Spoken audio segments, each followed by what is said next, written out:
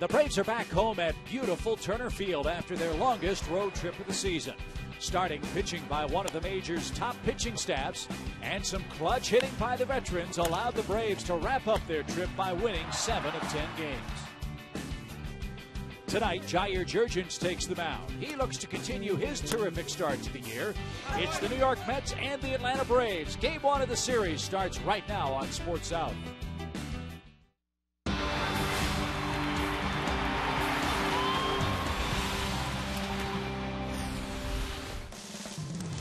Oh, it's great to be back here at beautiful Turner Field in Atlanta. A nice crowd gathering for Game 1 of this long homestand. The Mets are in town, and they're playing good baseball. So are the Braves, and all year long, Braves baseball on Sports South, presented by Academy Sports and Outdoors, the right stuff, and the low price. Hi again, friends. Joe and Chip, great to be back at Turner Field. The Braves just wrapped up a 7-3 road trip. That's the good news. Bad news, the injury bug strikes during the batting practice today here at Turner Field. Yeah, Freddie Freeman was scratched from the lineup just minutes ago, Chip, and with what was diagnosed as a slight right oblique strain, we hope it's not anything serious. And if they scratched him, that means they're trying to keep that from happening or keep that from becoming a real serious injury. Eric Hinske will start in his place. And speaking of starting, Jair Jurgens gets the ball for the Atlanta Braves, having an all-star caliber first half to this season. Absolutely brilliant. 3-1 record over his last 4 starts with a 1.86 ERA. That one loss was, though, to these New York Mets, so he'll try to get a little revenge tonight against this New York ball club, who, as you said, has been playing good baseball. They've won 7 out of 11. But Jair Jurgens, the class right now, I think, of the National League East in terms of starting pitching, and that includes anybody in Philadelphia. He's been brilliant. The rest of the matchups in this series, Dylan G is undefeated for the Mets. He goes against Tim Hudson, who evened his record in his last start in Houston. And R.A. Dickey, the knuckleballer, always gives the Braves fits, and he'll go against Mike Minor, who will be looking for his first win on Thursday. So it should be a good series with the Mets playing better baseball, but then again, so are the Braves. Starting pitching is always a key when you face a divisional opponent, and starting the game at the plate may be the key to both these clubs' offenses. 2 speedsters are playing very well in the number 1 spot in the order. We'll talk about the Braves' Jordan Schaefer and MVP candidate Jose Reyes of the Mets when we return in just a moment.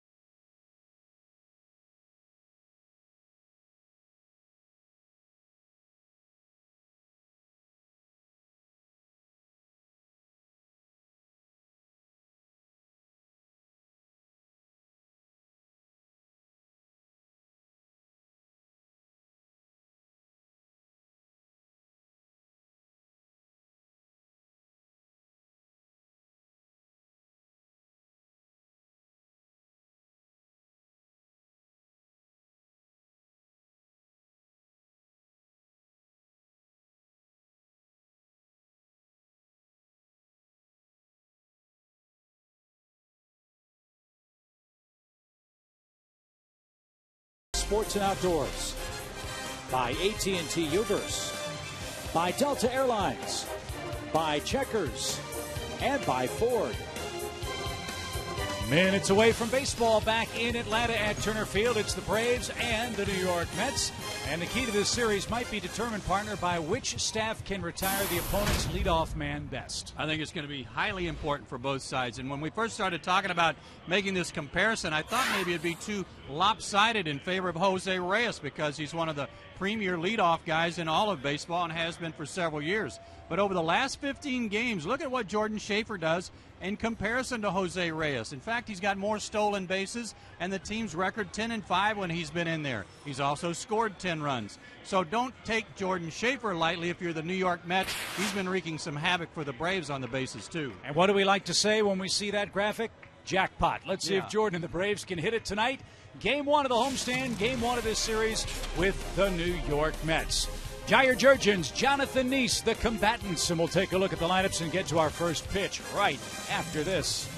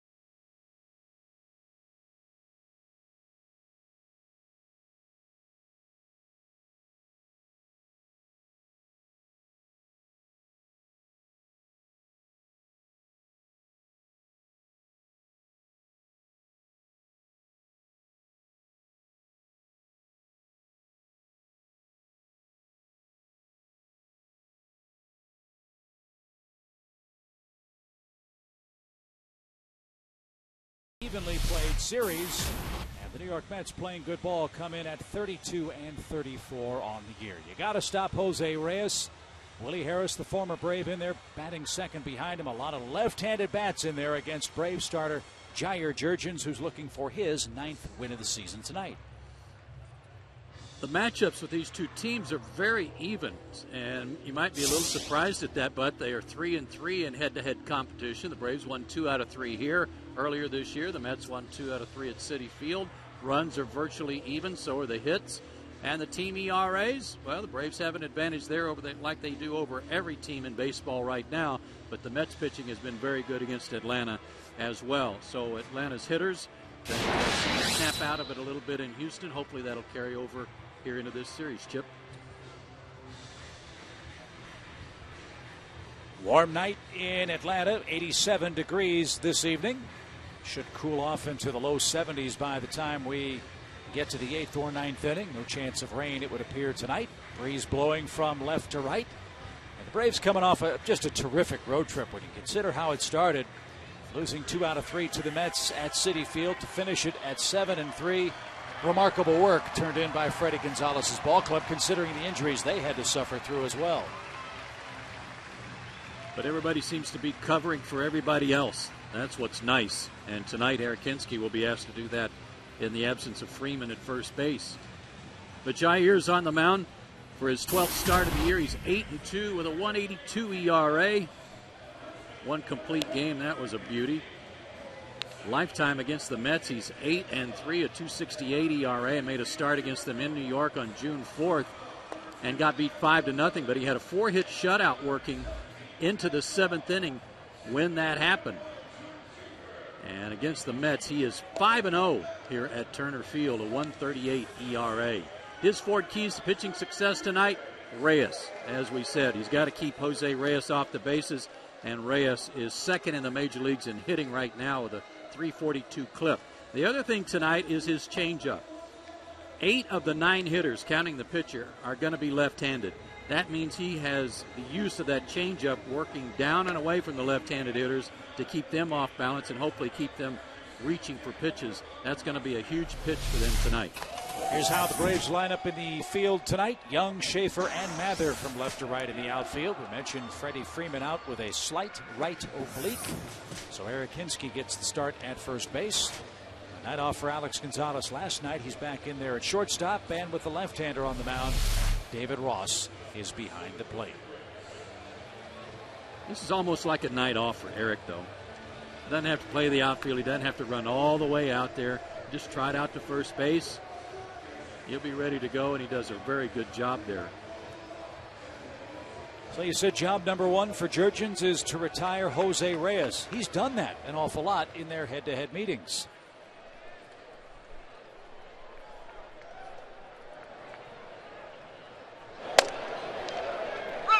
And a strike on the game's first pitch.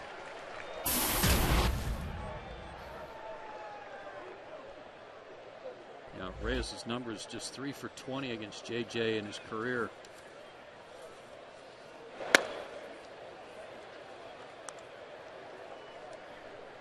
But he is in his walk year. He'll be a free agent at the end of the year if they don't re-sign him, and he's having one of his best years ever. Up the middle. That's tough play. Alex has no play. And Jose Reyes has his 95th hit of the season, an infield single to start the game. 95 hits now. He is tops in multi-hit games in the National League with 33. He's just getting on base all the time for them, and that's part of the reason why they've been playing so much better. As soon as he came back from a bereavement leave where he was gone from the team with the passing of his grandmother, he came back red hot, and so did the team. They got hot too. Willie Harris hits and takes a ball. Harris at .223, a homer, 8 batted in. But unlike the man leading off for the Mets, Willie's had much better luck against Jair Jurgens. Willie's just glad to be on the road. It's a lot better on the road.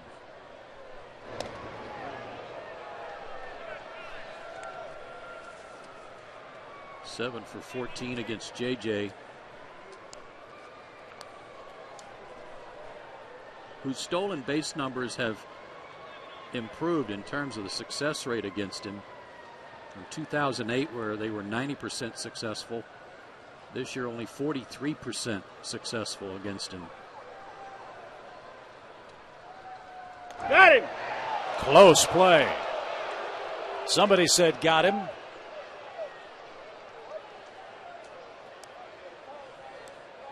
And now Bill Miller and Tom Hallion are going to talk behind the pitcher's mound here. The Mets might be complaining about a watered-down running track at first base. Try there at first base.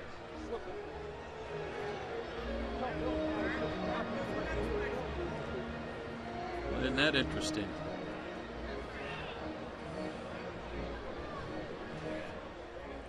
It's hot in Atlanta. You got to water the field. I guess they've requested some drying agent. There's Coach. You want what? We just did that.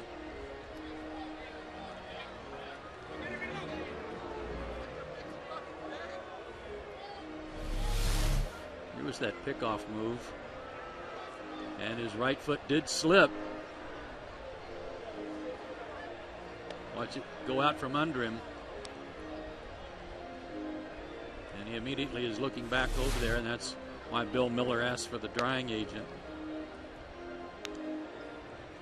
I thought you were allowed to manicure your home field however you saw fit within the boundaries of the rule book. Well, I would say that he needs better spikes. You know? Yeah. Change your shoes.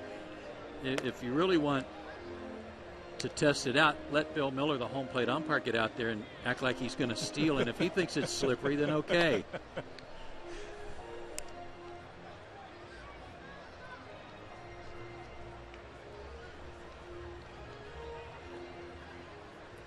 Teams used to do this to the St. Louis Cardinals all the time back in the 80s, didn't they? Yep, back in those cutouts when they played on the artificial turf. Sometimes there was water standing in those cutouts. But how refreshing is it to see things like this happening again? That tells you the importance of speed again in baseball. It's a pure accident, 100% accident. Just remember, Jordan Schaefer wants a dry track to run on too.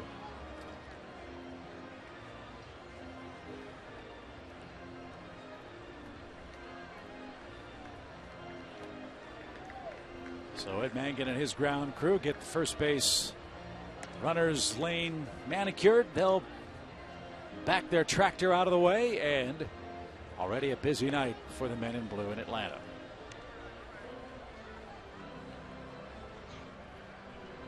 And the crew chief, Tom Hallion, was called over to expedite that. This lineup tonight for the Mets a little different than what they've been firing out there because, quite frankly, Terry Collins said, the way Jurgens pitches against us, we got to try something different, even though they beat him in New York on the 4th. So after a long delay, another throw to first.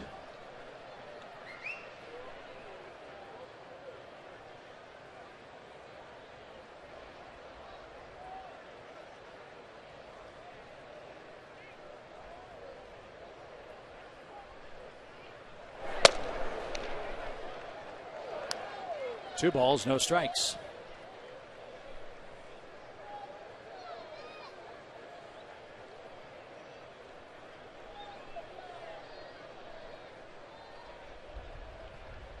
Reyes runs. The pitch a strike. The throw hits Reyes in the side. And fortunately for the Braves, it drops right at the second base bag.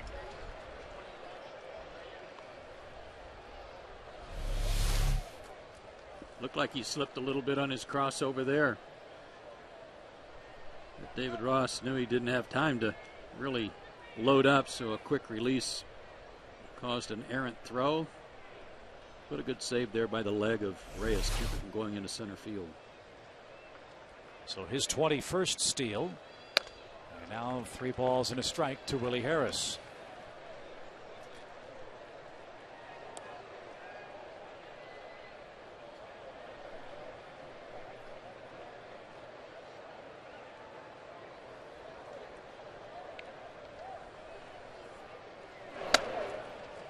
Two on, nobody out.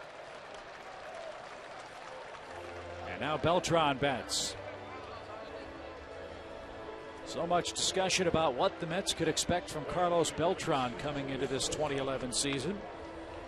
And he's had a good run of it, hitting .282, 9 homers, only 39 RBIs, but he's out there almost every day in right field for New York now.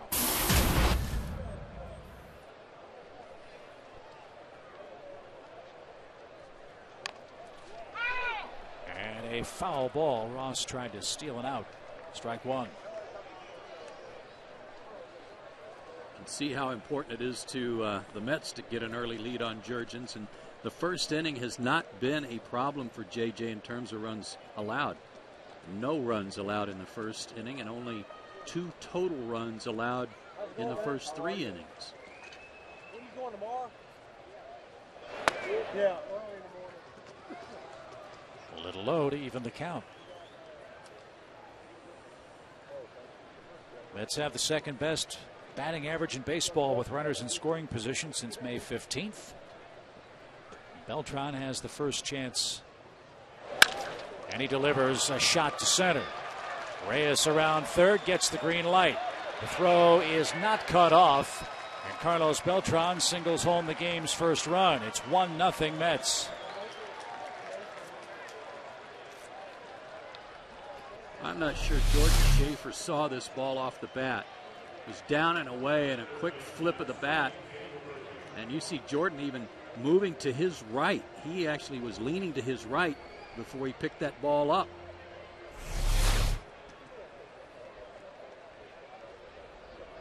Probably because he saw the location of the pitch and just figured it was going more to right to left center. Strike one to Daniel Murphy. He's enjoyed hitting in the cleanup spot for New York, hitting .390 in June.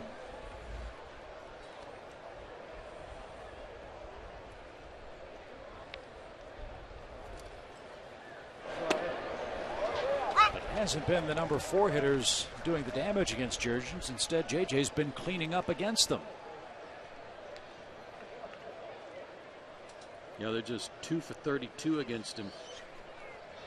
They're not driven in a run.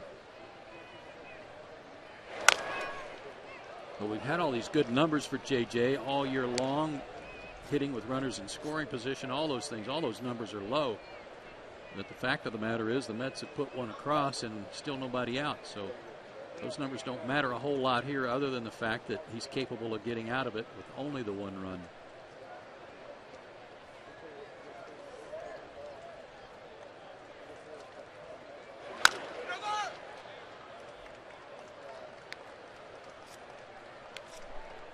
It just goes to what Jose Reyes or any other real good leadoff man can do to you and how he disrupts things just by starting this off with a simple infield hit and then a stolen base. He scored in 14 of the last 17 Mets games. And now a 2-strike count to Daniel Murphy.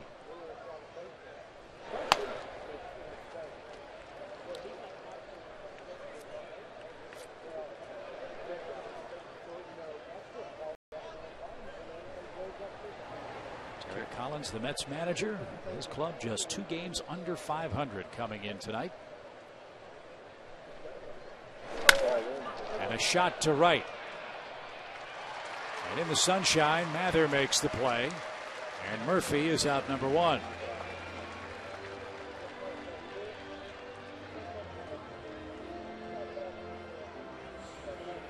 This time of night, you always worry about the sun at Turner Field and whether or not it will affect the first baseman, the second baseman, or the right fielder, but it looked like Mather tracked that one pretty well.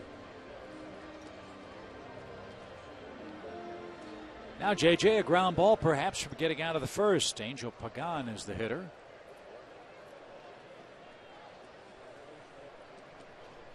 Pagan's been a tough man to double up, just twice in 136 at bats.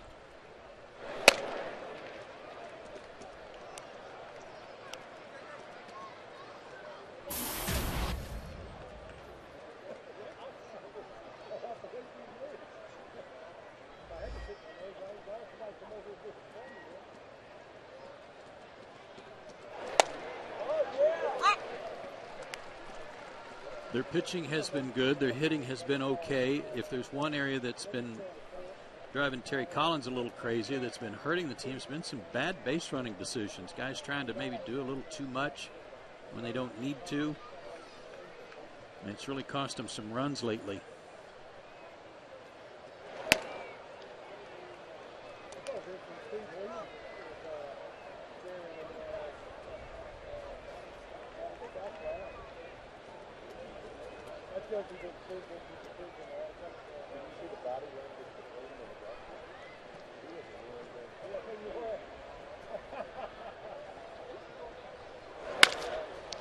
Line to center. Jordan's there. Throw back to second will be late.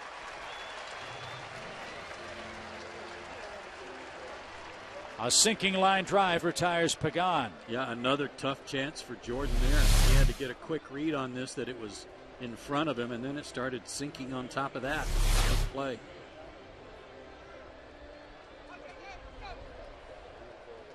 Just nice to see the Braves wearing white jerseys again.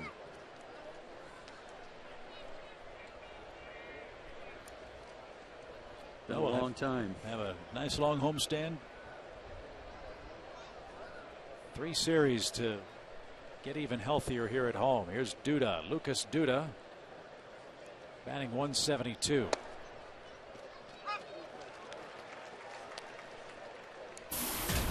Guess who's playing first base for the Mets? Duda. Thank you.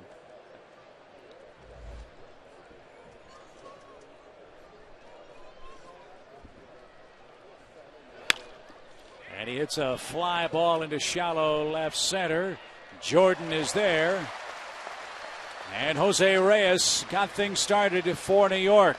An infield hit, a stolen base, and he scores on a Beltran hit. Let's see if Jordan Schaefer and the Braves can answer a 1-0 New York first inning lead.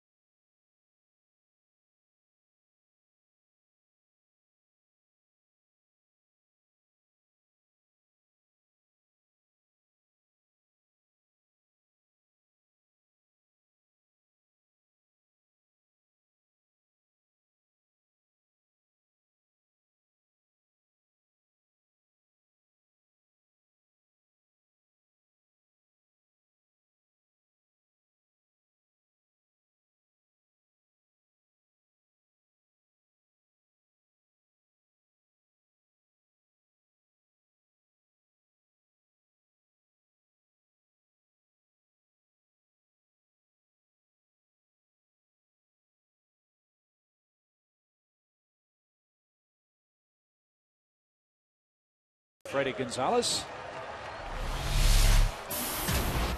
Showed you the good numbers for Jordan Schaefer in the leadoff spot. Dan Uggla had a resurgent road trip for the Braves. Chipper Jones hot in Houston as well. And Eric Hinsky, the cleanup man tonight, with Freddie Freeman sidelined before the game. Jonathan Neese is 23 years old, 6'4", 215 out of Defiance, Ohio. 5-5, a 3.51 ERA, but pitching a lot better lately than he did at the beginning of the season. His keys tonight, Chipper Jones, who has hit him well, and he's got a good sinker. He needs to use that tonight. He may have just done so to retire Jordan Schaefer for his first out of the night. His start against the Braves in New York on June 3rd, he got no decision, but pitched into the 8th inning. Braves only got 2 runs off of him that night, Chip, but the Braves had 8 hits and a walk. They had him in some trouble. They just couldn't put him away. They had 2 or 3 doubles in that ball game. Hit him pretty hard, but this guy's a good pitcher. You might remember the home run Chipper hit off of him into the club level, too, late in that ball game. It knocked him out of the game. Does facing Wandy Rodriguez last night help you against Neese tonight as an offense? I think so. He does have a good curveball, too, like Rodriguez, so that might be an advantage for Atlanta.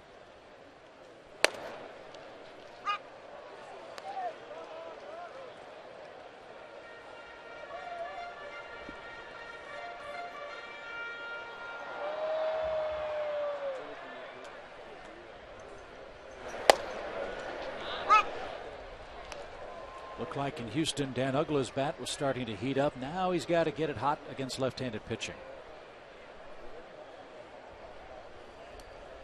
Yeah, he had a good series, but then last night, an 0 for 3 with a walk against the lefty. And he's now 6 for 63 against southpaw pitchers. And Neese has his first strikeout. There was a slow breaking ball.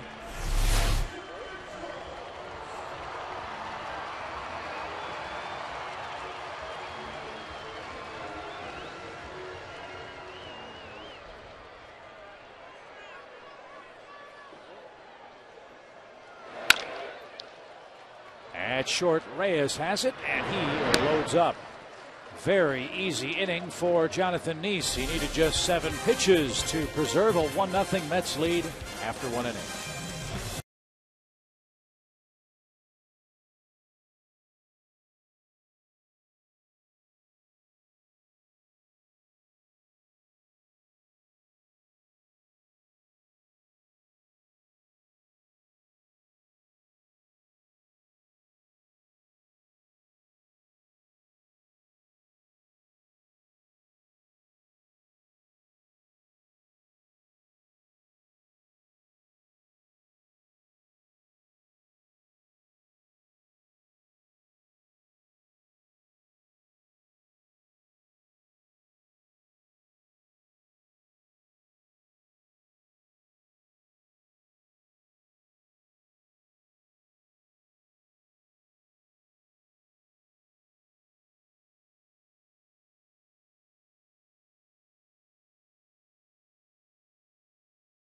By the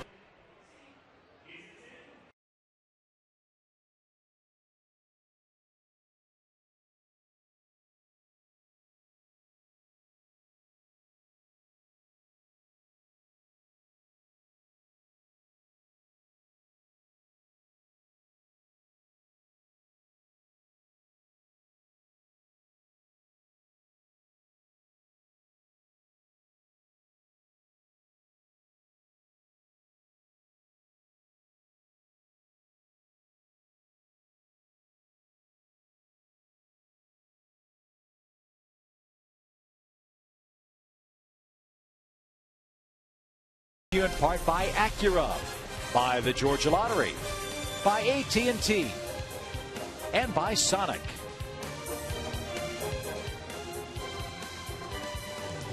good-looking family at the ballpark tonight, even if they are Mets fans.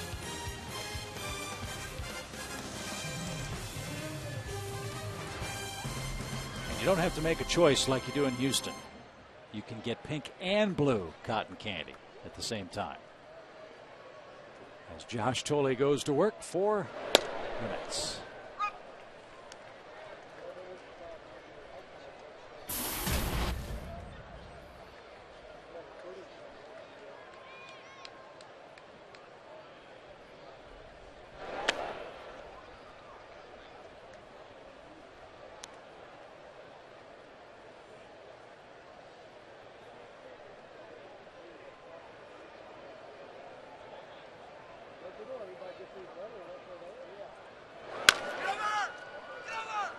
Big hop for Hinsky, and Jurgens to the bag. 1 man down. Might have heard David Ross yelling "get over" like catchers always do any ground ball to the right side, but he had to yell it twice because Jurgens was a little late taking off for the bag.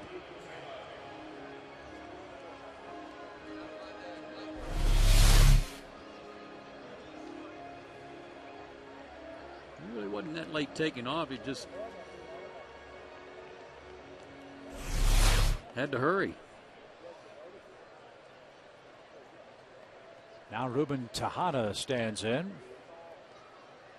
A rare break for Jurgens. He actually gets to see a right-hand hitter now in the Mets batting order.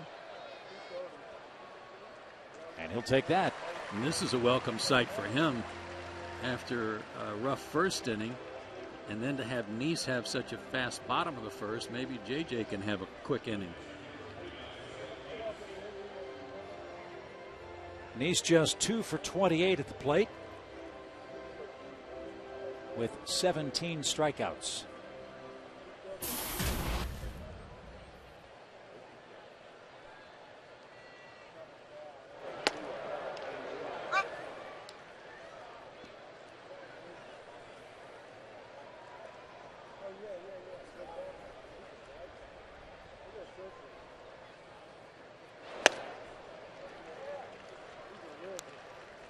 Apparently Matt Young doesn't think that he's going to be putting the ball in play, at least not very deep.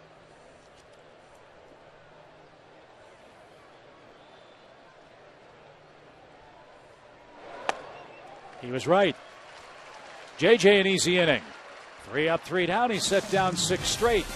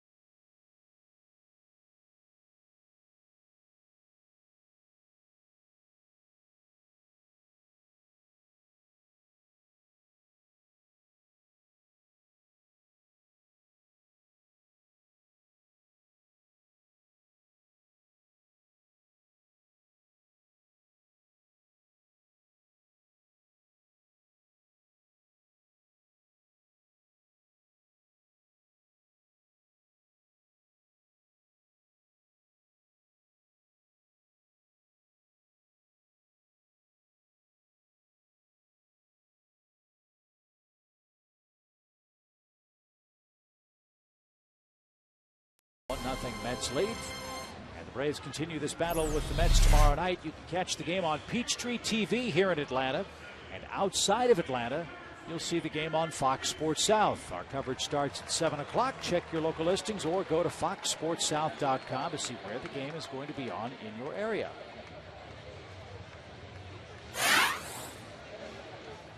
Joe and Ronnie Gant will have the play-by-play for you tomorrow night. And on Thursday.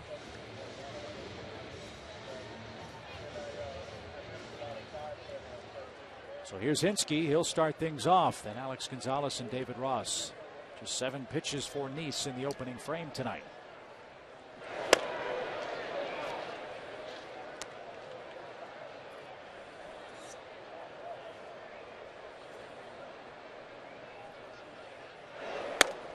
Everybody in the Braves clubhouse was raving about the at-bat Hinsky had in the 9th inning of the game last night in Houston. Braves were down 8-0, and he just kept battling.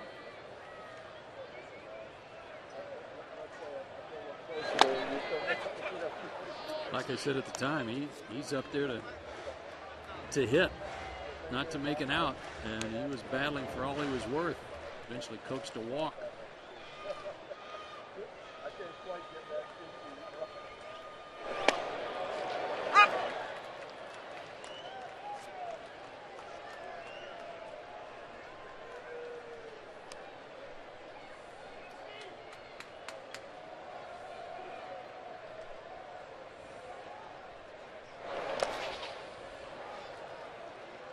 So a full count pitch now for Eric. 3 balls, 2 strikes.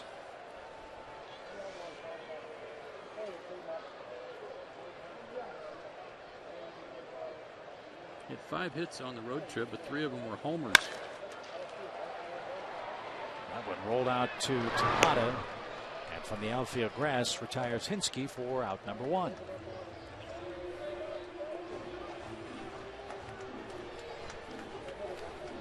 It's not easy right before game time to put on your playing cap. You know, you do things to prepare to get ready for that night's game and whatever role you're going to be in, but when you know you're not playing, you're thinking more as a pinch hitter and how you'll be ready, like Eric always does. So you got to be a real pro to be able to turn it on and get ready to play the game. And especially when you're coming into a position that you haven't really played that much this year. Just one other start. A much needed night of rest for Alex in Houston last night.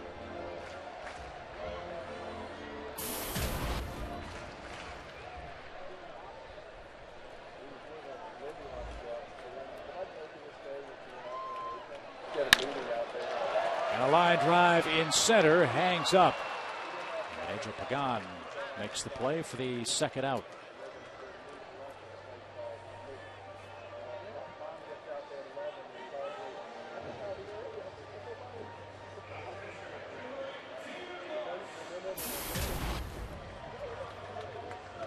Here's David. David Ross at .295, 3 homers, 9 batted in.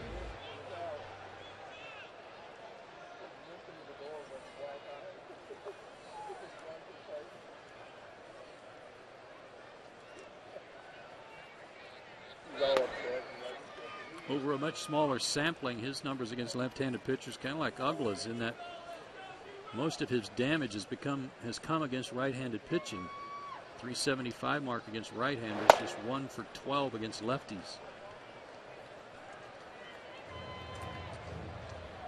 He's got some company. The Braves as a team hitting just .227 against left-handed pitching coming into tonight's play.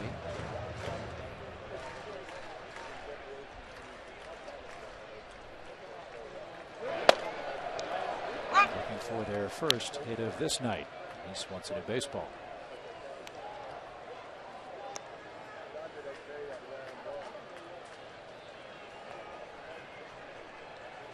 Everybody had to sleep fast, too. Team got in about 2 o'clock.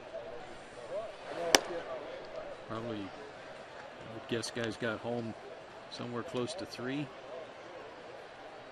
And then right back at it tonight. Mets beat the Braves to town by about an hour and a half. They came in from Pittsburgh.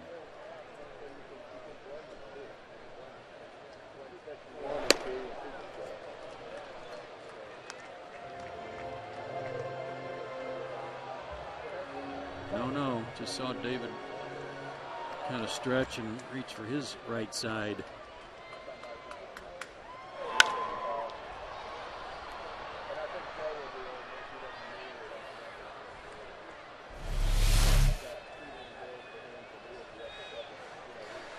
Big follow through, but he kind of right there. Hopefully just stretching.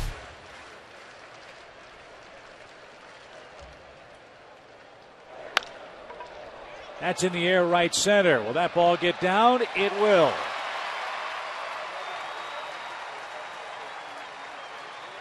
Ross with a single with 2 outs in the Braves' second.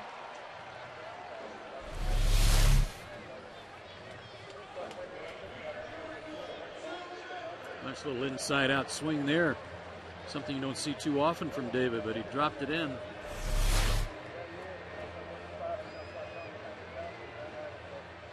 Here's a guy that needs to find some of that Anaheim magic. Never had it working pretty good on that road trip out west. But he's 0 for his last 17.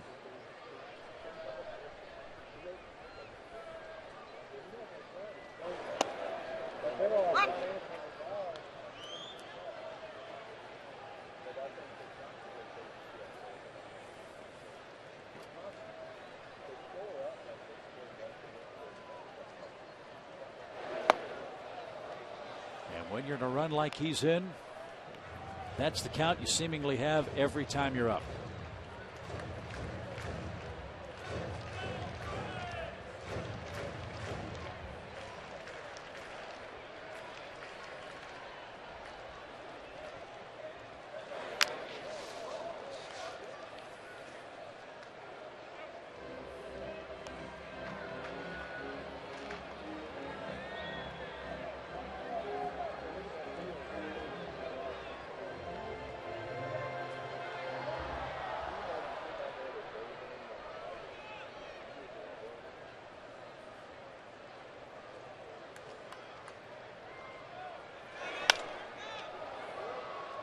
Still 0-2. Hey, good catch by Fenn, who brought his glove.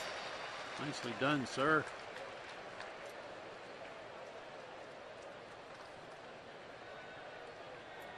How about that lady's hat next to him? His wife, I guess. A plaid hat with the A on it.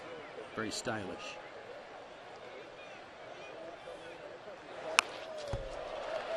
No chance for Tolley to pick up that baseball. Ross will move up 90 feet.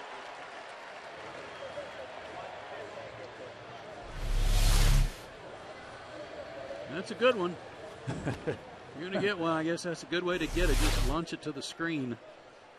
But now a chance with that break to tie the game up with a 2-out hit. Third wild pitch for Nice this year.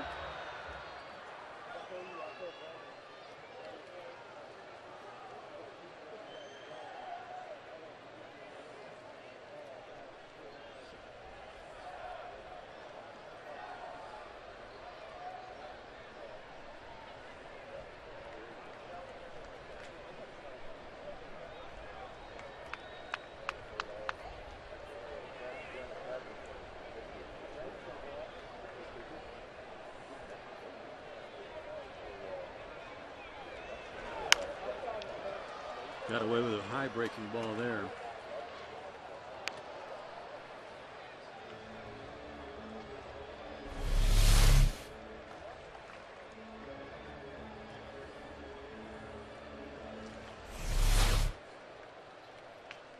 Well, you would love high pitch counts. You'd love to knock Nice out of this game as soon as possible. The Mets have had huge bullpen problems.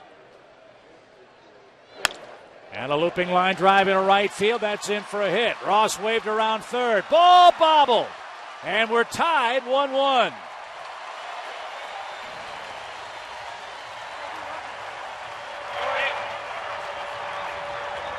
Mathers snaps out of his 0 for 17. Great way to do it, too. And love the fact that he stayed on that ball a little longer. He wasn't trying to pull the ball, just fought it off. And Carlos Beltran, who may not have the wheels he once had, still has a very good arm and fortunately bobbled that ball in shallow right field, or he might have had a play at the plate. So a little 2-out lightning for Atlanta.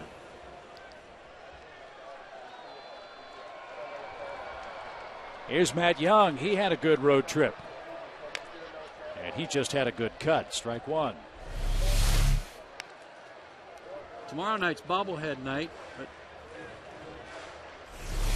this little bobble helped things right here.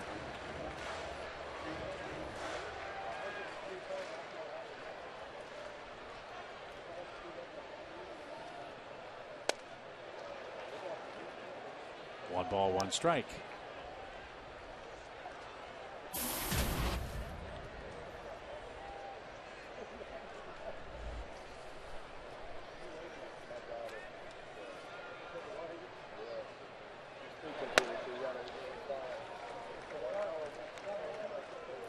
There were a lot of smiles in the clubhouse tonight.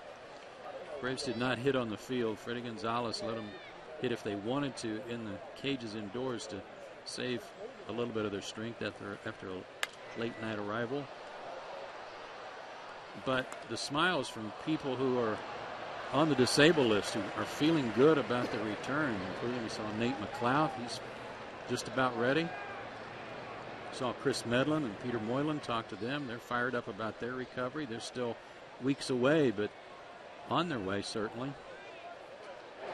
Mather goes. The pitch, a strike, and that will retire the side in the Atlanta second.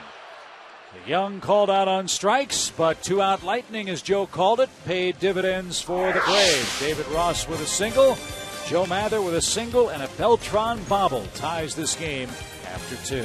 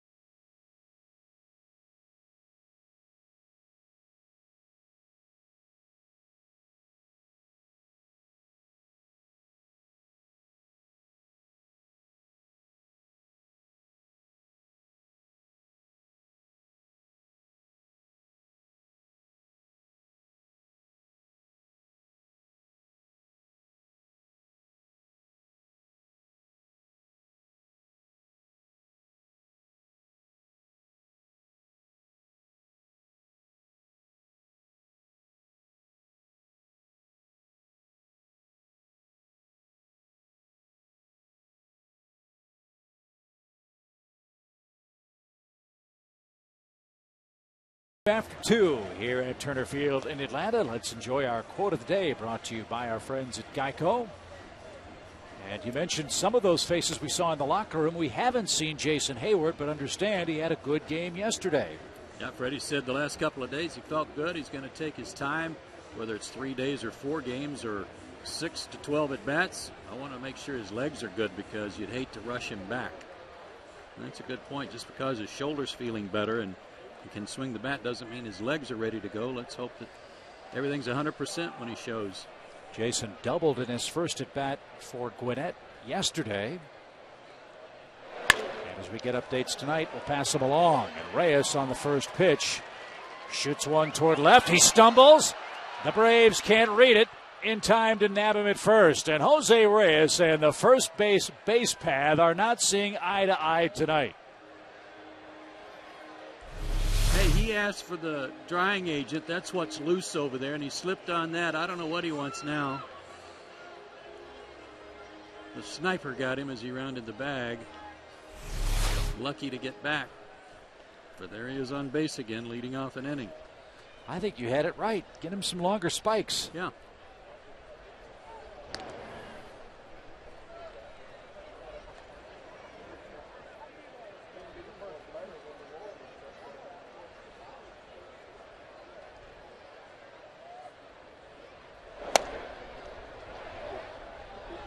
Low to Willie Harris, 1 ball, no strikes. Harris walked and was stranded in the Mets first.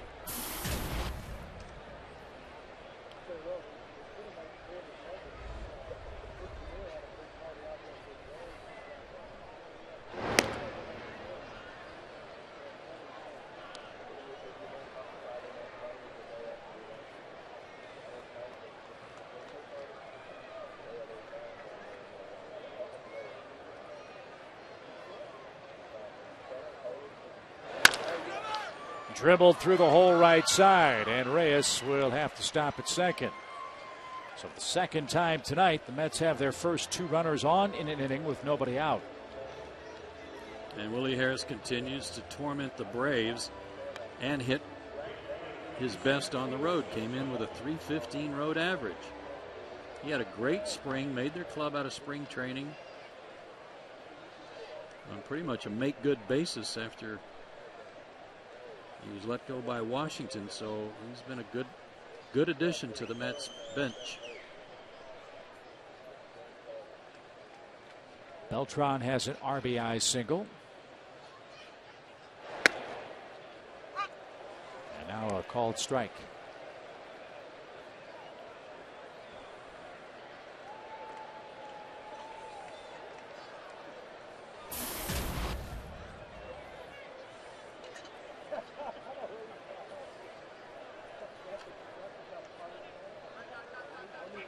Runners are going. The pitch is a strike, and the ball dropped by Ross. So Reyes and Harris steal bases. Second for Reyes, first for Harris. He did make him stop. It wasn't like he got a walking lead, and David might have had a crack at him if he'd been able to come up with the baseball cleanly. So now a 2-strike count. Runners second and third, nobody out for Beltran.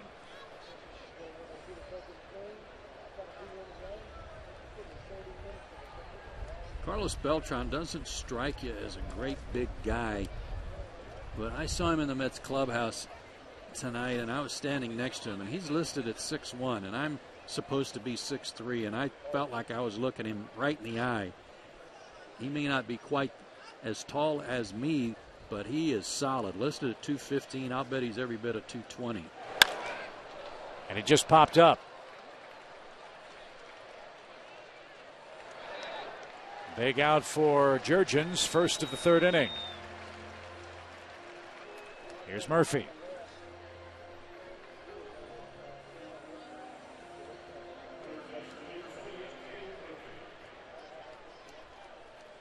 Aside from Reyes, this guy's really been their hottest hitter. He scuffled a little bit playing at third base at times, but offensively he's really been putting the ball in play. In fact, when we went into New York, he was on a good tear. What's last 10 games, good work. Sorry, Joe. What's amazing for the New York ball club is they can't figure out what's up with Jason Bay.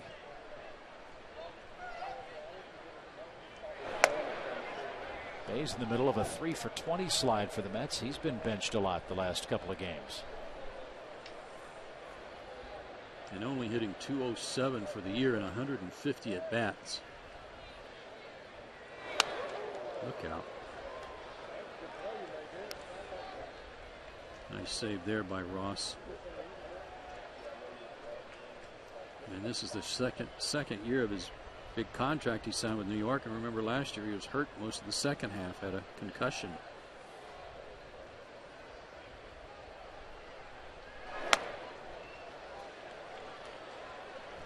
I don't know if this was part of their chat or not, but they haven't come close to a strike to Murphy. Maybe thinking they could set up a force anywhere and pitch to Pagan.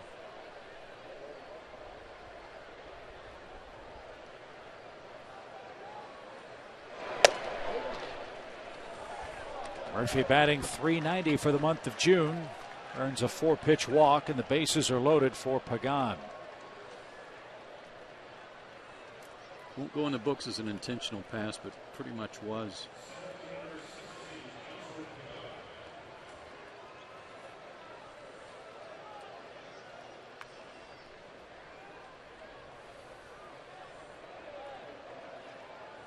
Pagan line to center his first time up.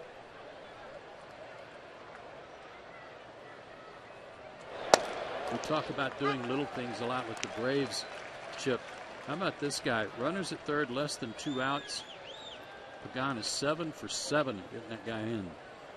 That's pretty good. I don't think you can do any better unless you go 8 for 8. Ground ball back to the pitcher would be nice here, though. Line to right. Reyes scores. Harris held at third. And Pagan gets another man home. An RBI single makes it 2-1 New York as Reyes has scored his second run of this game.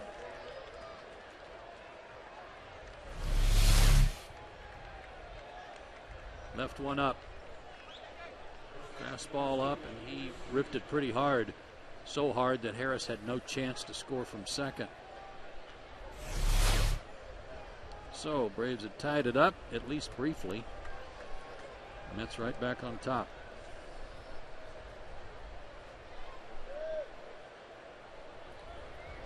Lucas Duda fly to center. He drives this one out toward Jordan Schaefer. Harris at the third base bag tags. Schaefer with the catch. The throw's cut off. A sacrifice fly makes it 3-1.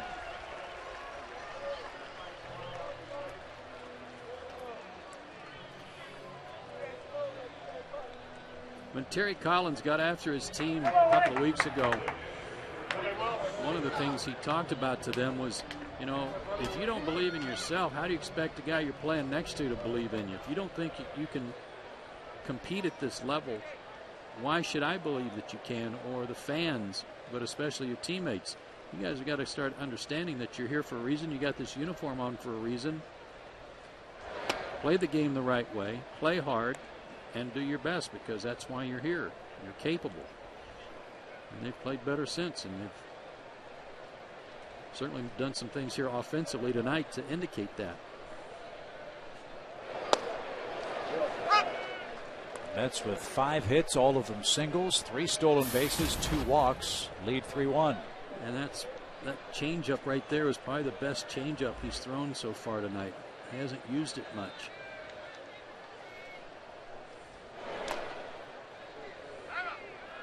Going back to our topic at the start of the broadcast, the threat of speed and the speed itself giving JJ some trouble tonight. The Mets, with more steals than any team in the National League, have 3 tonight, more than Jurgen's first 11 starts. Or as many, I should say, as Jurgen's first 11 starts.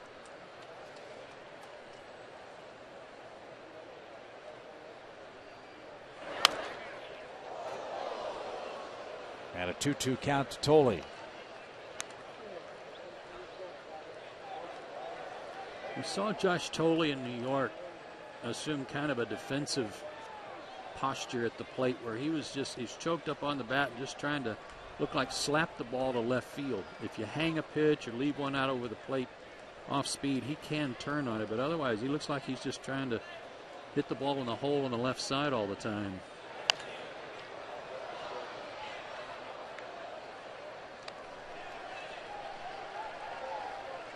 As a result, Braves are playing him that way, and Matt Young playing very shallow again.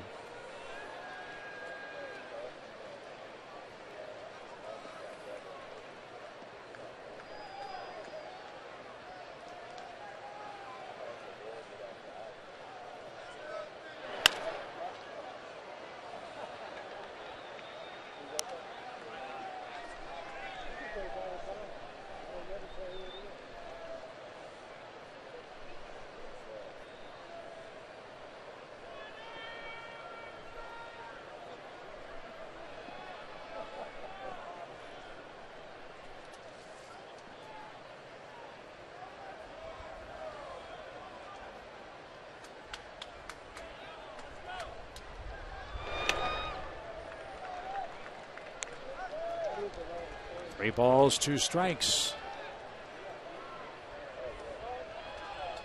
Murphy at second, Pagan at first will be off with the pitch and 2 out.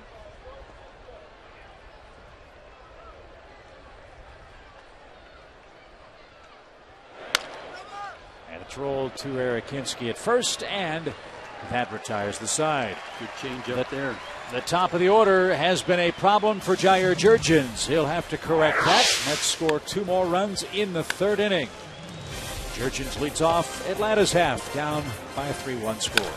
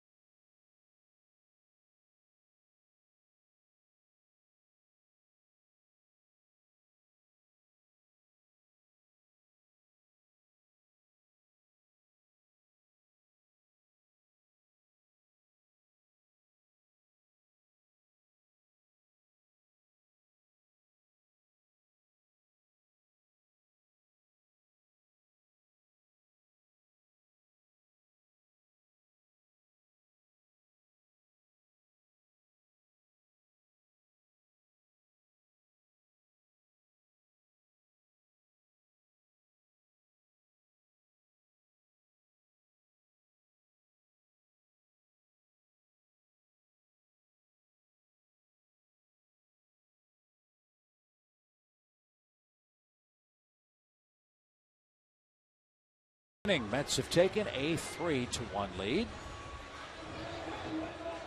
Jurgens, then Schaefer, then Dan Uggla.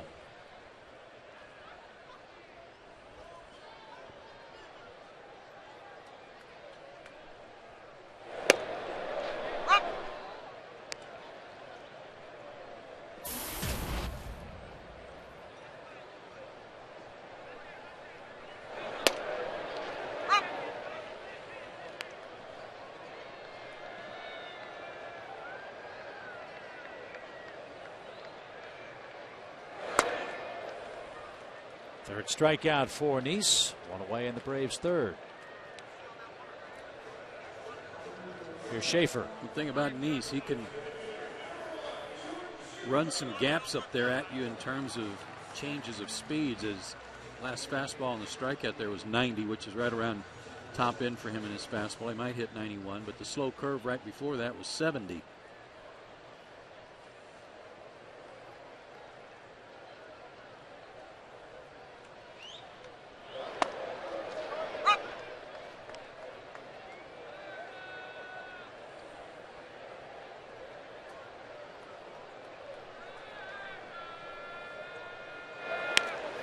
Schaefer lays down a bunt. And he's called out at first. A bang-bang play and a hesitation by Bill Miller. Freddie Gonzalez will come out and argue that call, but it stands for the second out.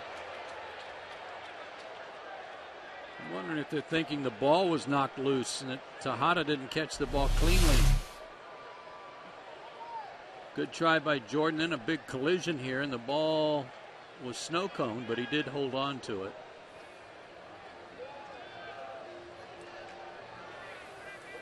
Nice play by Duda to get him the ball.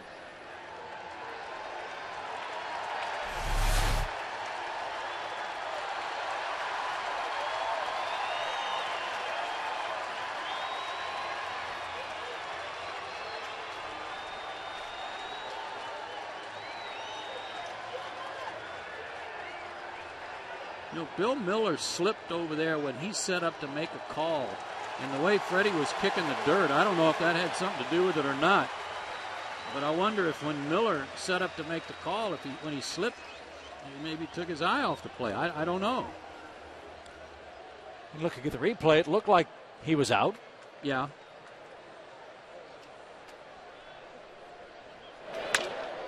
Aguilar to center.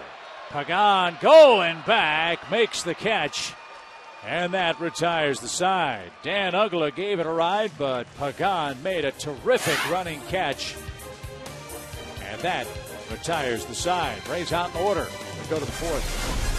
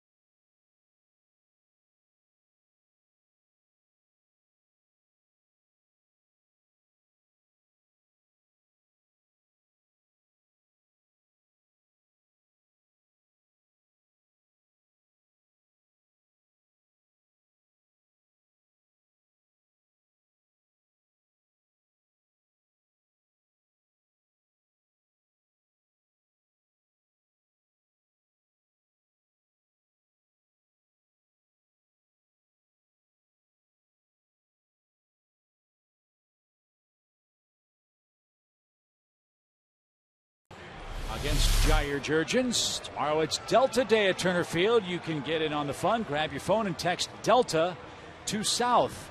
That's Delta to 76884 for your chance to win round trip airfare for two anywhere Delta flies in the continental United States, plus hotel accommodations and $250 in spending cash.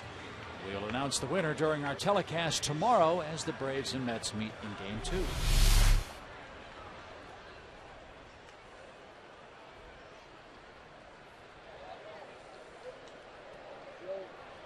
Tejada, Nice, and Reyes against Jair Jurgens. One pitch. One out. Let me take another look at that bunt attempt by Jordan Schaefer, and I want to watch Bill Miller on the call here. Just keep an eye on him, the first base umpire, right here. See how his feet went out from under him? No, his head was still up. He still had the call. I was afraid maybe when he slipped that it, kind of pulled his head down where he may not have seen the actual play. But that's as animated as we've seen Freddie all year long with an umpire.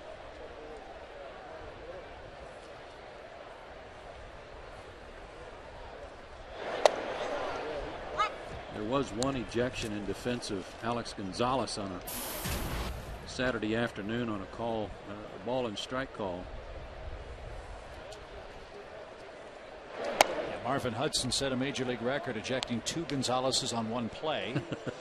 That was April 30th against the Cardinals. Yeah, but that was more in defense of Alex. He got out there trying to protect Alex and was too late.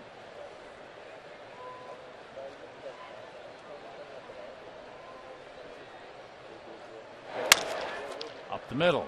Speaking of Alex, and he can't get to it. And Jonathan Neese has his 3rd base hit of the year, and only his 3rd hit in 30 tries. 1 out single. And Jair couldn't get squared up in time to try to knock that down. Well, this 3-game series, Chip, if Jose Reyes is going to be batting 3 times every 4 innings, that's not going to be a good sign. No. He scored 14 times in the last 17 games played for the Mets. Leads the league in hitting. No Met has ever won the batting title, we understand. And he drills this ball to deep right. Mather going back. He makes the catch at the edge of the track. And the way Reyes is swinging the bat, Mets ownership might be right. He may not get Carl Crawford money. He might get more. Yeah, that's true. Especially as hard as leadoff men are to come by.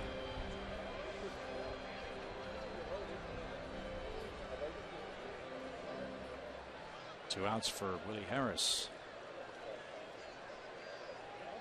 Try to Cairo, Georgia is Willie Harris. He's singled, stolen a base, walked, and scored tonight. Yeah, I heard some family and friends cheering down below after his base hit in the 3rd inning.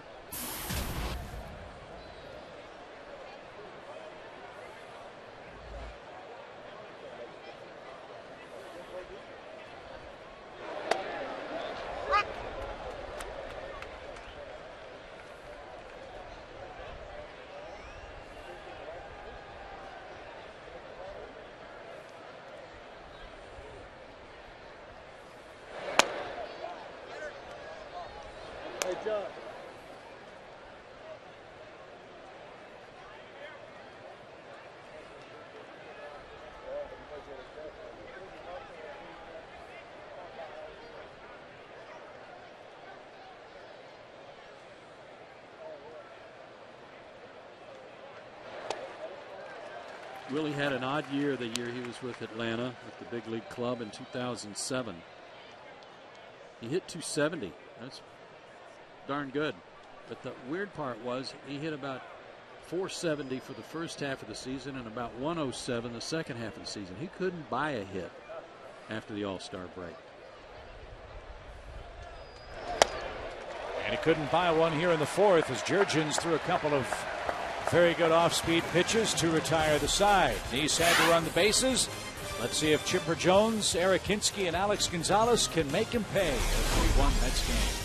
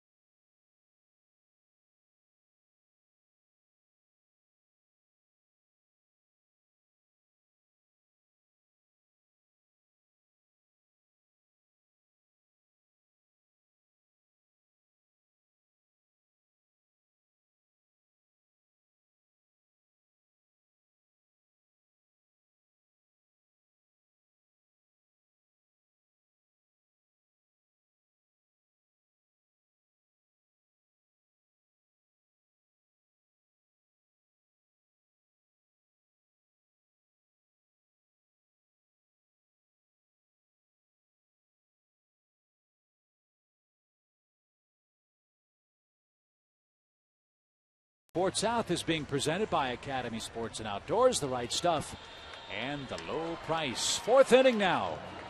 Mets 3, Braves 1. And Chipper will get things started. Can't make it to the ballpark this Sunday for Father's Day. Make sure you join us for Sunday Braves and Sunday School. Chipper and his dad talk about hitting in his career. Joe with a terrific interview of those two gentlemen at Minute Maid Park in Houston. Well, all I did was sit there and listen because it was really good stuff from both of them. Chipper said after game 1 of that series, as good as he felt at the plate might be his season turnaround. Hope he's right. At least left-handed. His right-handed swing's been all right, including a swing off this guy in New York that's one of the few balls hit up into their club level. And I mean, the crowd went silent. There were nothing but oohs and ahs when this one landed up there by the glass in the second deck. Toward third. Murphy's got it. 1 out. Chipper's 0 for 2. Hinske the batter. Yeah, it was silent for a minute, and then they started booing again. Yes. Yeah, as soon as it was a homer, then there was a license to boo. It was why we came to the game to boo. Then, oh, no, not again. Yeah. 46th career homer against the Mets on that one. Amazing.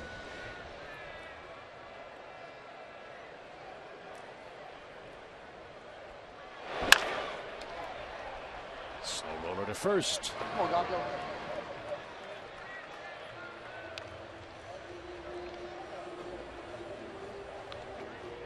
6 ground ball outs, 3 strikeouts so far for Nice. Braves haven't squared up much against him, even with their 2 hits tonight. They weren't all that solidly hit.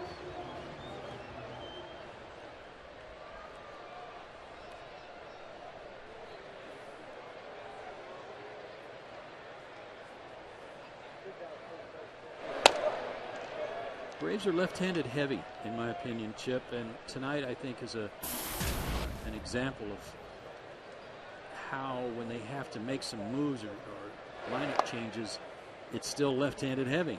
You got Nice out there who's pitching great baseball. He's got a 1.34 ERA over his last 5 starts. But if you're going to platoon out there, Mather's in there, but Young's still got to play. And he's in right and left field. Freeman gets hurt, can't play.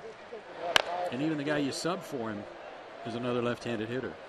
So I don't know if the Braves are working to address that or feel the need to address it. But anytime there's a left-handed pitcher and a good one out there, Freddie's a little handicapped because he doesn't have that extra right-handed bat to go to. Yeah, here's where you really miss Prado. Could play left field, then you could play Mather at first base if you had to. No question.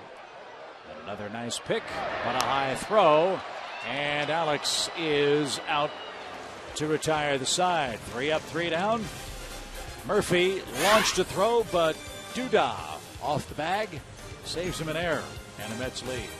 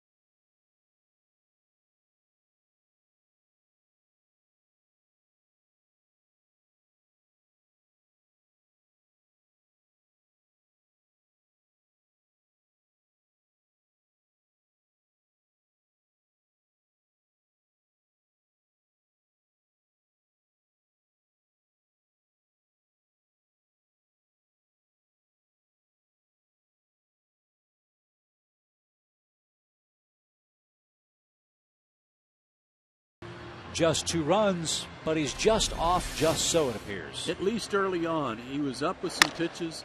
This one was chopped for a hit, but then he was up and away to Reyes here for another hit his second time up. This pitch was up to Willie Harris. Made a couple of other mistakes with his fastball, but the last couple of innings, at least at the end of the third and most of the fourth, he was making some good pitches with his changeup that he hadn't really used much early.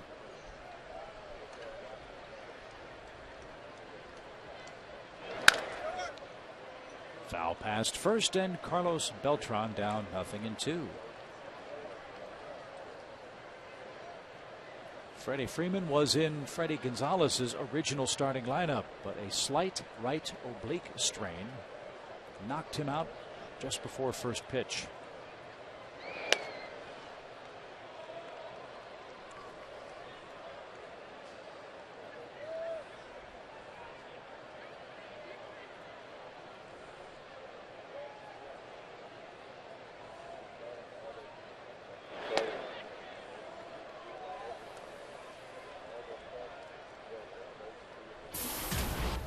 Bounced back from that loss to New York to pitch really well against Florida, picking up his 8th win. That ball was scalded back through the box.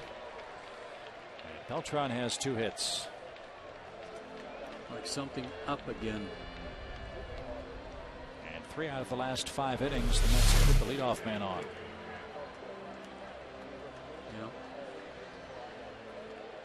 And looked like a fastball.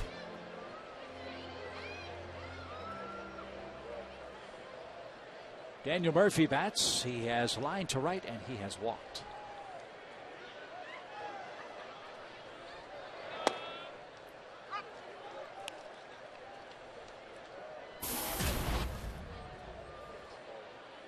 Murphy's 26, born and raised in Jacksonville.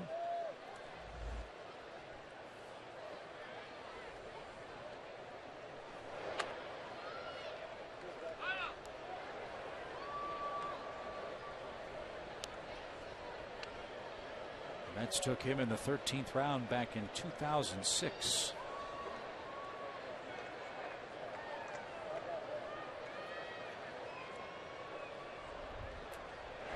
Last year, a lost year for him. Hurt his knee in spring training. Never really recovered from that. Never got back to the big leagues.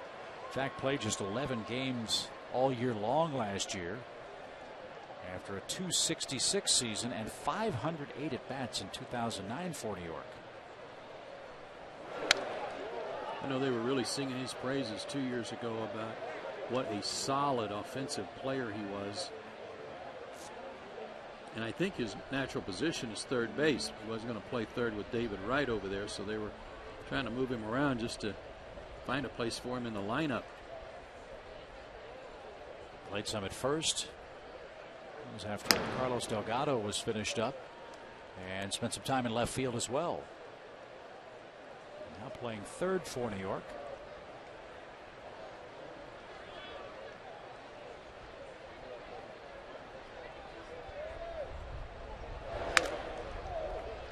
That stays alive, a ball and 2 strikes. Mets did get a setback with David Wright when we were up in New York. Said another 3 weeks for David with that fracture in his back before he could resume any activities. I believe the date I heard today was June 23rd for Wright, something like that, somewhere around there where he will be tested again.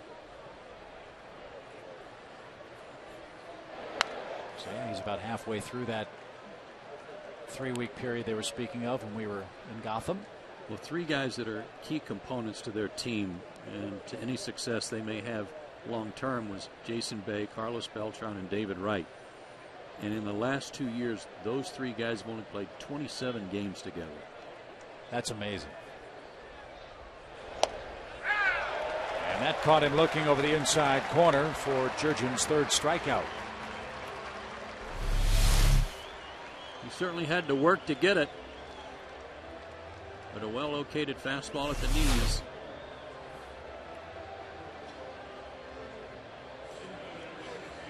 But to your point about how little time those big 3 have spent playing together for New York, They're sort of hanging on the fringes of this Eastern race, the same way the Braves are only a couple of games out. That's excellent pitching, starting pitching specifically. Yeah, and the guy you would expect when the season starts to be their bell cow would be Mike Pelfrey. And he's been anything but. He's 3-5 with a 5 ERA. It's the other guys that have picked it up.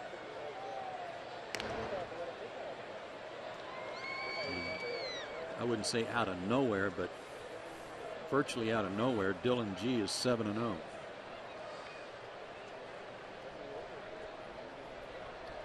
Braves will see him tomorrow. Out to worry about Nice first, down 3-1 in the Mets' fifth.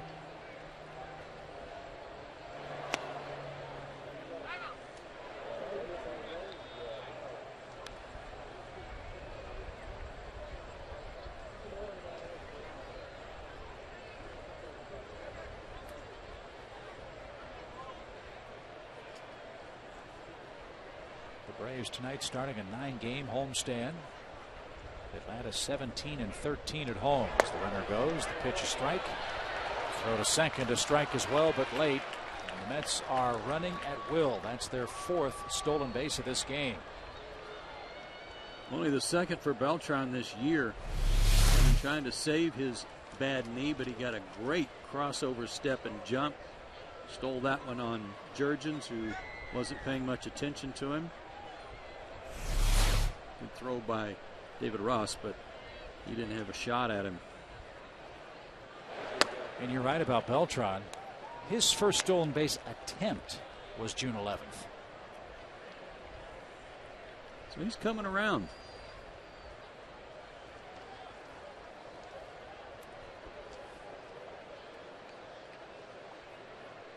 Dangerous count for Pagan. 3 balls and a strike.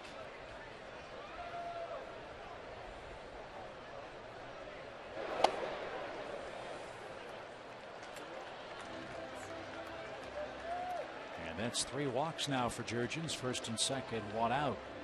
And let's take a look at tonight's AT&T Uverse trivia question. Willie Harris. Oh. I don't think Willie pitched. Okay. Name the last 2 starting pitchers that made the All-Star game as Atlanta Braves in the same season. I think the obvious place to go there would be some choice of Smoltz, Glavine, and Maddox.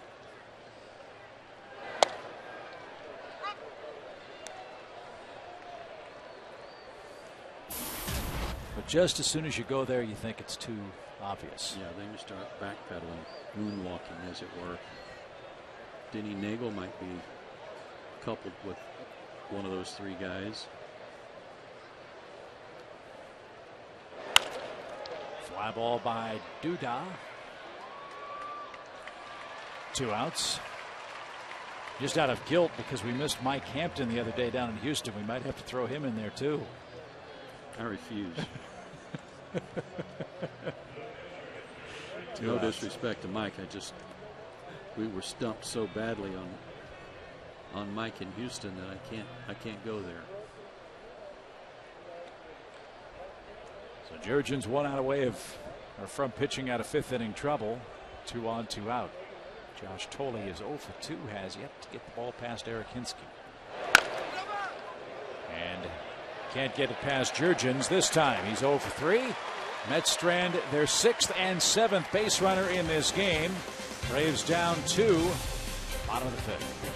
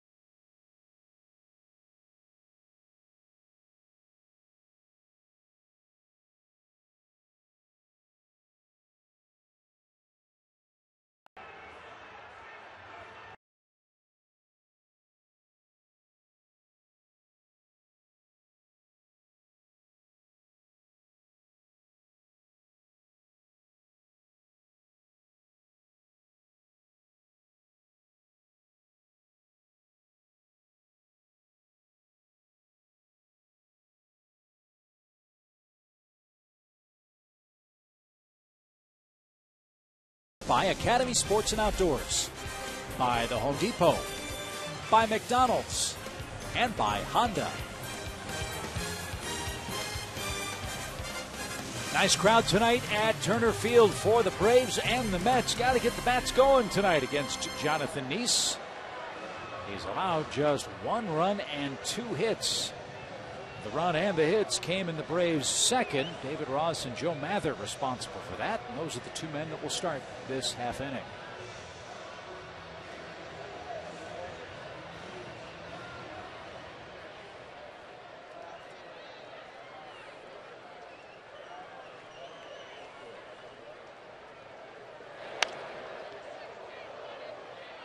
Fouled back by David Ross for strike 1. Again, his fastball is not overpowering, but it's got good movement, good sinking action to it. Working in that curveball, and the right-handed hitter's kind of a backdoor curveball.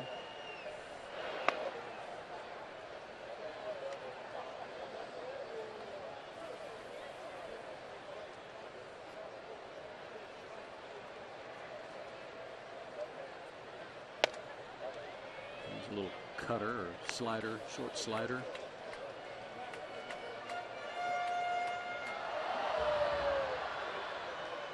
Two earned runs or less in 8 of his last 10 starts. And he's part of this incredible run by the Mets starting pitching. As great as the Braves starters have been, and they have been outstanding, the Mets have allowed 3 earned runs or less by their starters in 16 of their last 18 starts. They have the lowest ERA in baseball over the last 18 starts among starters. Yeah, 2.54. Trouble is the team is just 9-9 over that stretch. But that's an improvement over what they've been putting up in terms of wins and losses.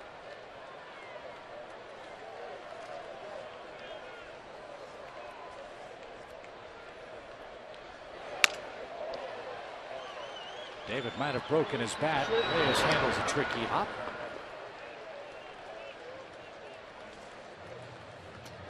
And 8 straight have been set down by Neese. Tomorrow, when the Braves and Mets battle, the first 20,000 fans will get a Jason Hayward bobblehead doll. That's courtesy of Delta Airlines. For tickets, visit Braves.com/tickets or call 800-745-3000.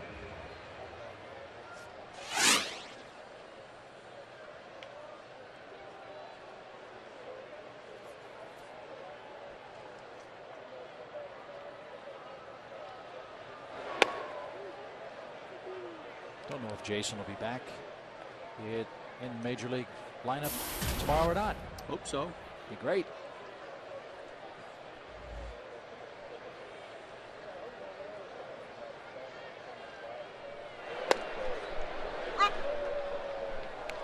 This is presence around the team in the clubhouse, his smile.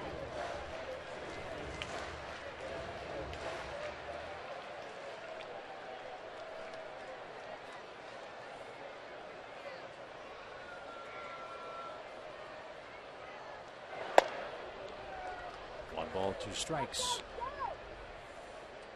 Season did not start well at all for the Mets. Or for this guy.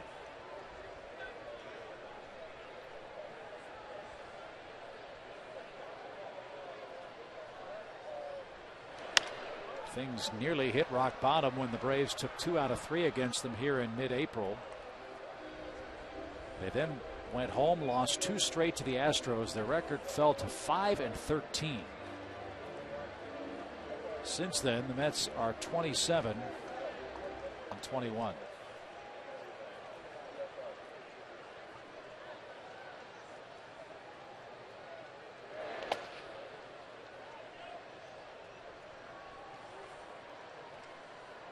First 4 starts, this guy was 0-3. An ERA just under 6. Getting clocked, knocked around pretty hard. But he has straightened that out.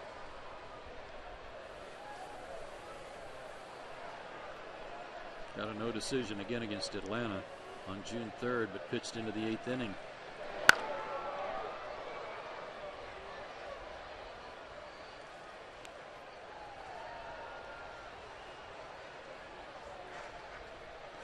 heard today that when I got to the ballpark that right after the Braves left Houston, they fired their pitching coach, Brad Arnsberg. Another chance for Reyes. 9 straight set down by Nice. Philosophical differences, I believe, was the terminology used to let Arnsberg go. Doug Brocale, I believe, will take over as the new pitching coach. Yeah, he was an assistant to the GM in the front office.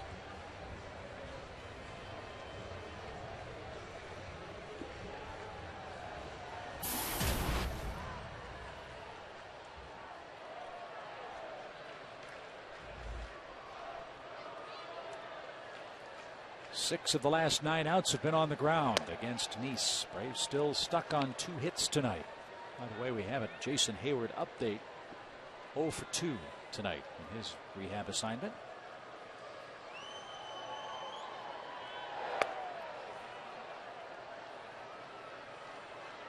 If you're joining us late, we had a quote from Freddie Gonzalez talking about Jason's playing at his own pace, but Freddie wants to make sure that his legs are underneath him before he brings him back up.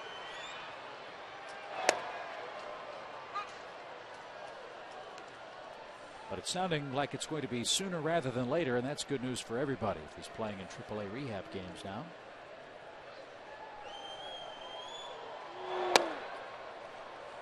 Brandon Beachy's going to make a rehab start Thursday for Gwinnett.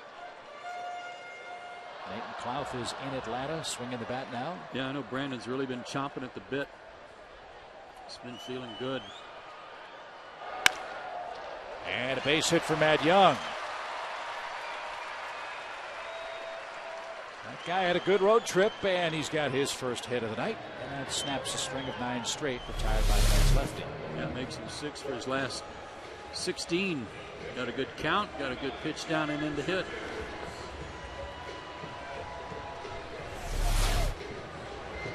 More at bats, more confidence, and more good results.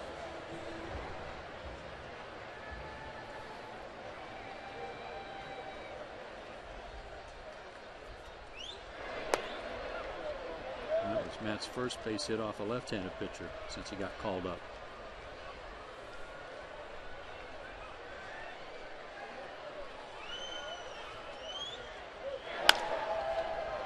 Right at the first base bag. Duda makes the play to retire the side. On we go to the 6th. Nice play by Lucas Duda. 3-1, New York in front.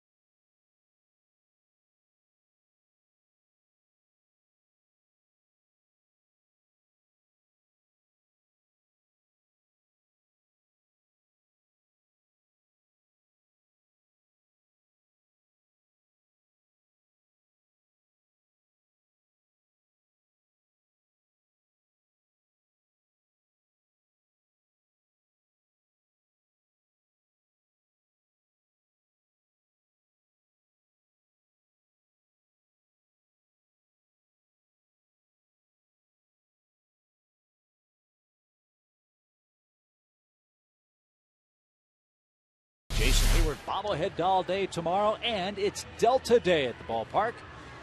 Grab your phone, text Delta to South, Delta to 76884 for your chance to win round trip airfare for 2 anywhere Delta flies in the continental U.S. hotel accommodations, and $250 in spending money. We'll announce the winner during our telecast tomorrow as the Braves battle the Mets. Now, if you won that, where would you want to go? Oh, Tahiti. Last time I checked, Mr. Rand McNally, that's not the continental U.S. You would be ineligible. Well, it should be. I like the way you think. Do they have direct flights to International Falls, Minnesota? Quite possibly. I'll have to go there around December 30th. Here's Tejada.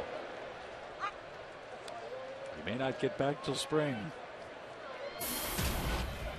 Rubin's 0 for 2. He's flied out twice.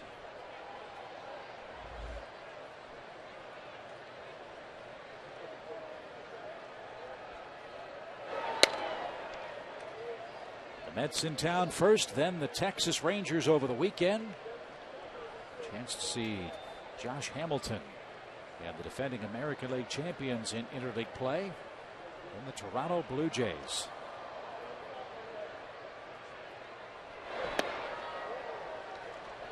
Jose Bautista's cooled off quite a bit. Not as destructive of late with the home run ball. He's been some kind of good player, though, for the last 2 years.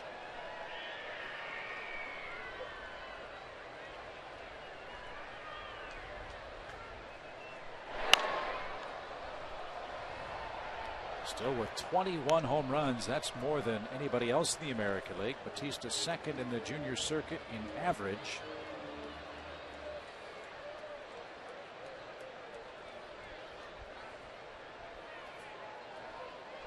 So we'll look for him on June 20, 21, and 22.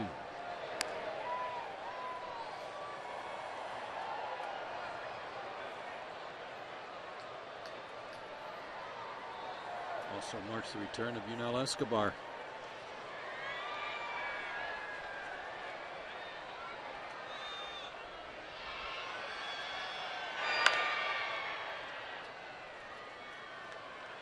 Two balls, 2 strikes.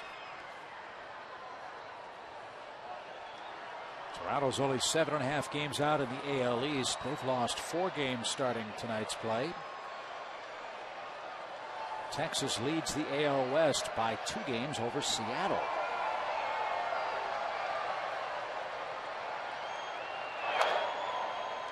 And a little low, full count, 3 balls, 2 strikes. Pretty good pitch there. Good patience on the part of Tejada to not swing at it, but a good changeup.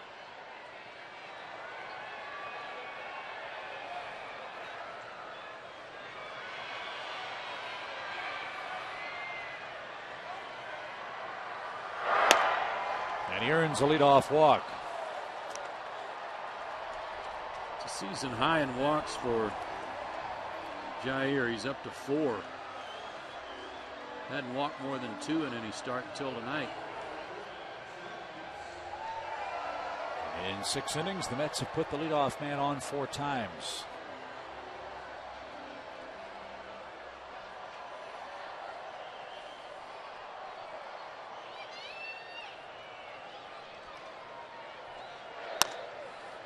He wasn't bunting with the first pitch. Surprising. Must have missed a sign. Jose Reyes, our Delta Airlines on deck batter. He's had a terrific night at the plate.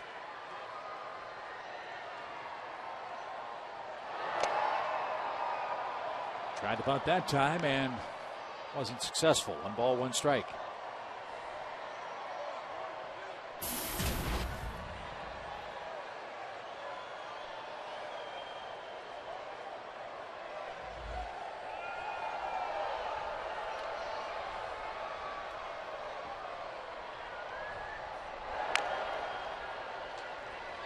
Got that one down. And Nice helps himself. 5th sacrifice. Tejada to second, 1 out, and here is Reyes. These are the things that the Mets have to do offensively, and while they're getting good starting pitching, their bullpens let them down. But again, this goes back to Terry Collins harping on this team play the game the right way and give it your maximum effort. And he said, I've got every confidence you guys are good enough to get this done. It's time you started believing in yourselves. They've certainly done a good job tonight, and they've gotten runners on.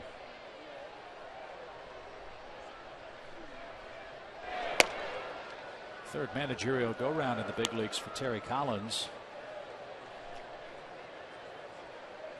Started with the Astros, then went to the Angels. Last year was the Mets minor league field coordinator. New front office, new manager, new attitude perhaps for Terry Collins, and a man I know that you know and respect an awful lot. Yeah, I know Terry from the minor leagues and the Dodger organization. Played together too many years, actually. With no disrespect to him, but we were down there too long.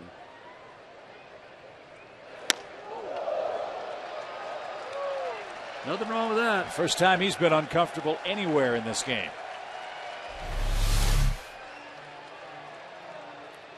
Not really that close. He just kind of walked into it a little bit. And one of the things you want to keep him from doing is being comfortable and leaning out over the plate.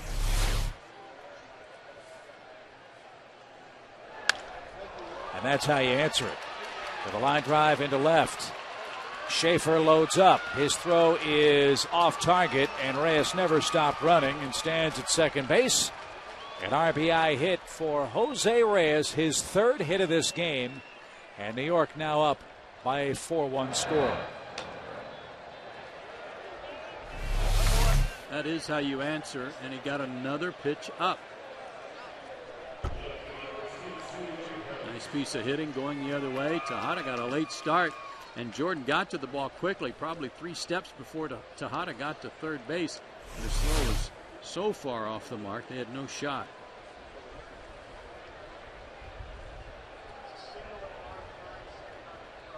Single RBI, second on the throw is the official scoring on the play, and now Harris hits with New York in front by 3 runs now. I mean, this is a Jose Reyes game. 3 hits, 2 runs scored, 2 stolen bases, and an RBI. Quite a night. If he had to vote today, would he be the MVP of the league? I'd have to. He'd get strong consideration. I'd have to make sure there's not somebody else I would leave out, but he'd get very strong consideration. 97 hits now, 34 multi-hit games. Reyes with 22 stolen bases now.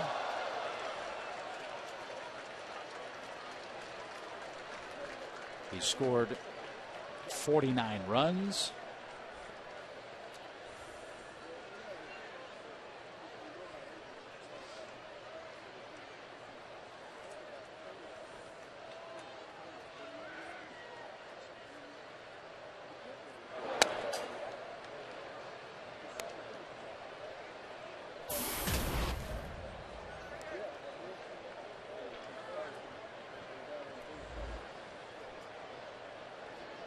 Only the 6th inning, and the Mets have already had 10 at bats with runners in scoring position. They're 3 for 10.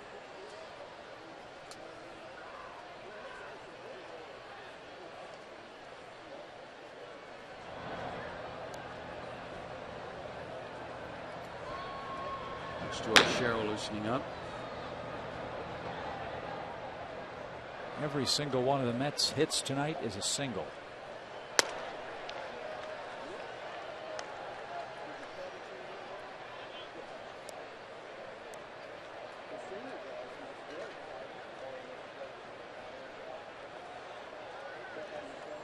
Still a manageable game here. But you got to make some pitches and prevent that extra run from scoring.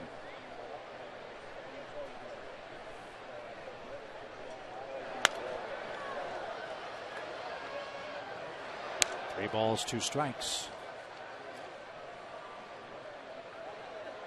Marlins and Phillies have opened up their big series tonight. They had a long rain delay in Philadelphia.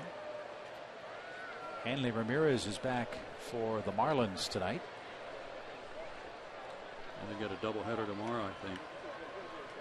And Ryan Zimmerman's back for the Nationals in Eastern Division news.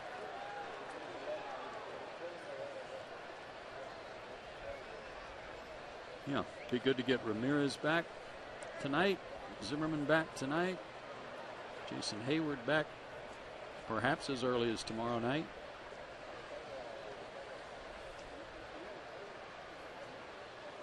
And then if Reyes wants to take the rest of the series off, that would be okay too. But you can see what his influence is having on Jurgens in this little sequence now. A couple of times he's faked towards second just to keep him a step closer. He was only 3 for 20 against Jair coming in. He has 3 hits in this game alone.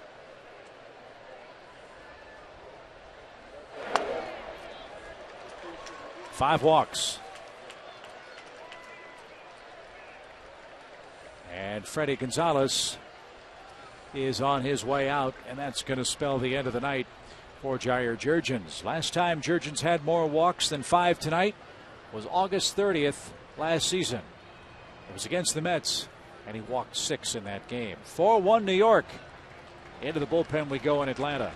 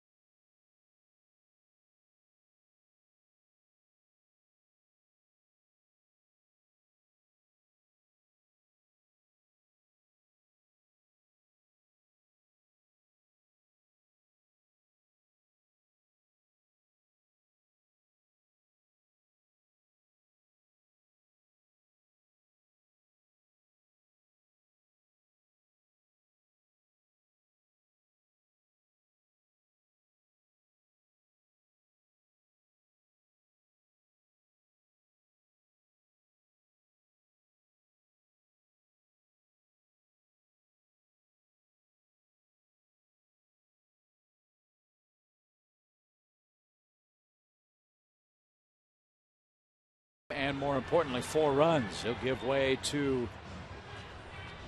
George Sherrill. George will answer the AT&T call to the bullpen with the middle of the Mets order coming up.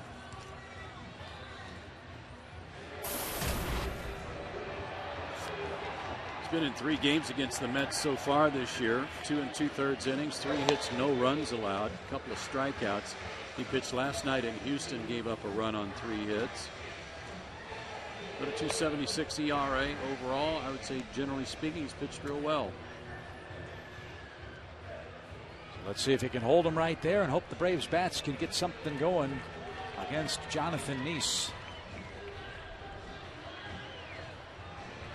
An ugly line for JJ tonight. 13 base runners in only 5 1/3 innings. So maybe George can put the clamps on this 6th inning and make it remain a 4-1 lead for New York.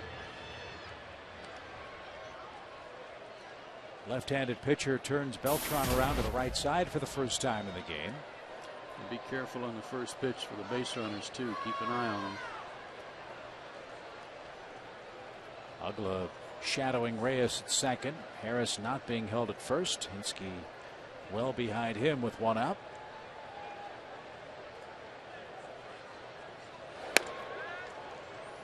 One ball, no strikes. Key to a good base runner here, if you're Willie Harris, and we'll keep an eye on him. He knows he's not being held at first, so his eyes are on Reyes. He's watching Jose. If Jose breaks, he'll break. And if Jose doesn't go, then he turns to watch the pitch to see what happens there. But you, as the trailing runner behind a base stealer, you got to keep your eye on him. If he goes, you go.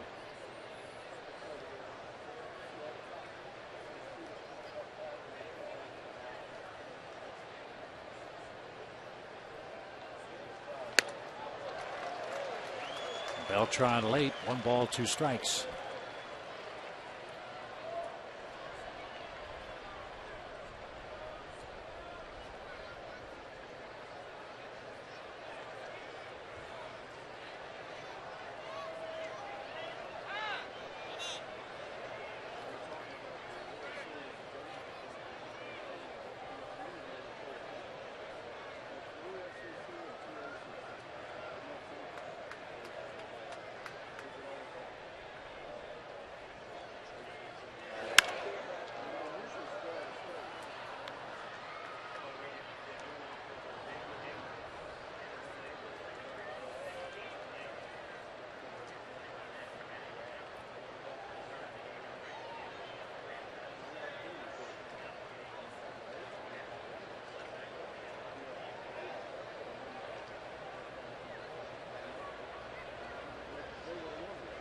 Both runners go, and the pitch popped up.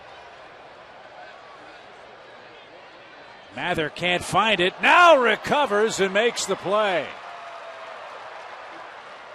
He was waving his arms, never saw it, and recovered at the last minute. What an amazing recovery. He had overrun the ball, and then spiraling backwards, he makes an over-the-shoulder catch.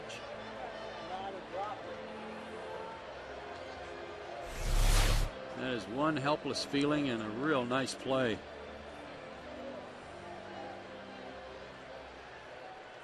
So Beltran pops out. Now Daniel Murphy bats. Murphy 0 for 2 with a walk. And the word on Jason Hayward, just got the update a moment ago. 3 at-bats and out of the game. No physical issues. Played right field. And we'll see what the next step for Jason Hayward will be. A couple of good breaking balls there from George Sherrill to start Murphy. Could throw him another one, just don't throw it for a strike. Fly ball softly hit toward left. And that retires the side. Sherrill does a nice job with a little help from Joe Mather in right. Bottom of the 6th.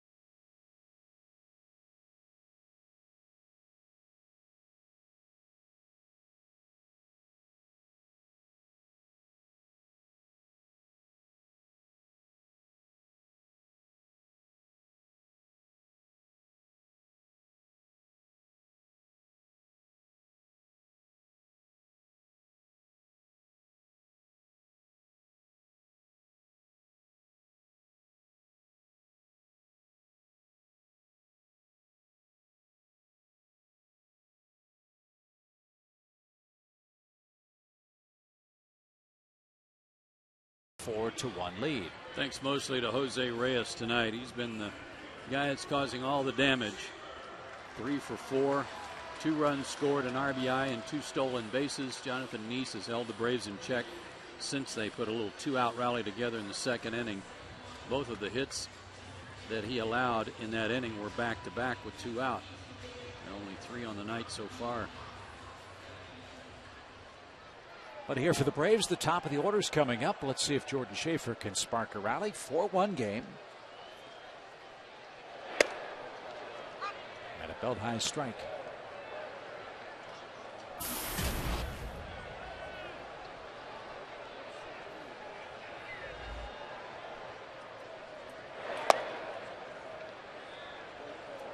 I so appreciated, and so did everybody else that I talked to, about Jordan Schaefer and his post-game comments last night. Another sign that this kid is really growing up and gets it. That one hit high in the air to center. He was talking about the game last night, and there was a time early in the game, Braves were down 2-0, and Derek Lowe doubled leading off the inning. And he just needed to get him over, and he didn't. And Derek Lowe was subsequently left at second base. So after the game, and he had hit a 3-run homer in the 9th, he was asked about it, and he goes, you know, the home run was pretty much pointless. The turning point in the game was when I didn't do my job, and I just needed to get a runner over from second to third. All I needed to do was bunt him over, and I didn't do it. Ugla breaks his bat. and a foul ball down the left field line. He said that could have set us up for a run, made it a 2-1 game, given us some momentum. But instead, I didn't get him over, didn't do my job, and he said to me that was kind of the turning point in the game. And that was really good to hear from him. He's getting it. Yeah, Freddie Gonzalez told me before the game, a couple batters later in the ball game, pulled Jordan down to him and said, hey, here's the situation. And Jordan said, I was trying. I thought I could put a swing on the ball and hit the ball to the right side. He lined out to center on that play. But you're right, Freddie was really appreciative and agrees with you that Ugla lines hard to center. The days of Jordan Schaefer thinking he's a 20 or 30 home run guy are giving way to what this Braves club needs him to be.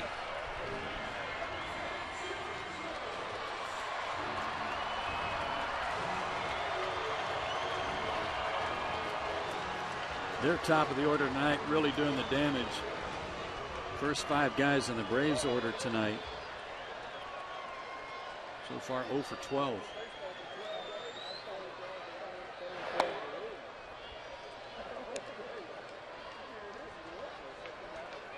Chipper part of that. He's 0 for 2. Is out on a ground ball to short and out on a ground ball to third. And both were hit sharply.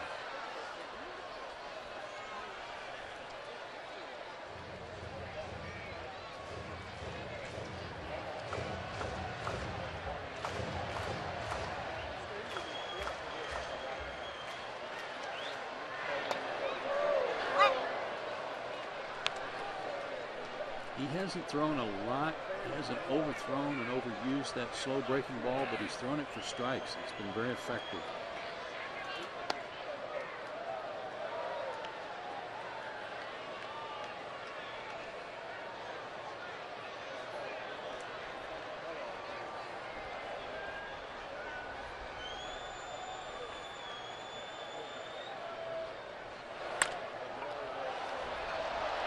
Nice leaping play by Nice, and the Braves are out in order in the 6th.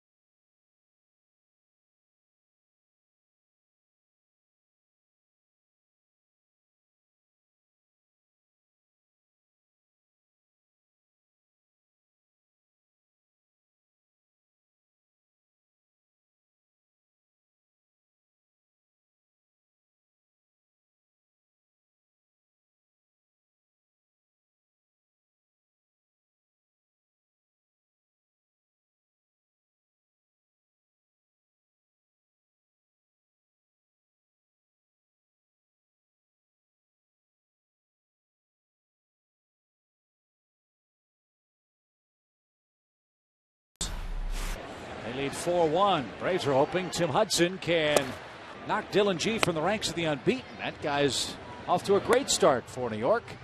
Game 2 of the series here at Turner Field. I think 2 of his wins have come against Atlanta, too. I know one of them did. He's gotten a no decision in the other. I have to double check that. You'll see the game here in Atlanta on Peachtree TV with Joe and Ron Gant outside the metro Atlanta area on Fox Sports South. George Sherrill back out there for the Braves. Angel Pagan starts things off for New York.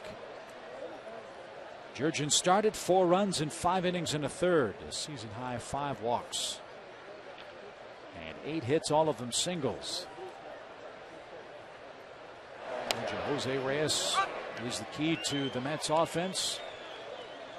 JJ couldn't solve him tonight. Reyes with 3 lifetime hits coming into play tonight. Reyes has 3 in this game alone. G beat the Braves in his first start back on April 17th. Won that game 3-2 and beat him in New York that last visit. Start of the road trip. Shut him out 5-0 and beat Jurgens that night. He's 2-0 against the Braves out of his 7 wins. Well, 3rd time's the charm, hopefully tomorrow night for Atlanta. And Angel, in this league, you need 4 wide ones to earn a walk. 3 balls, 2 strikes.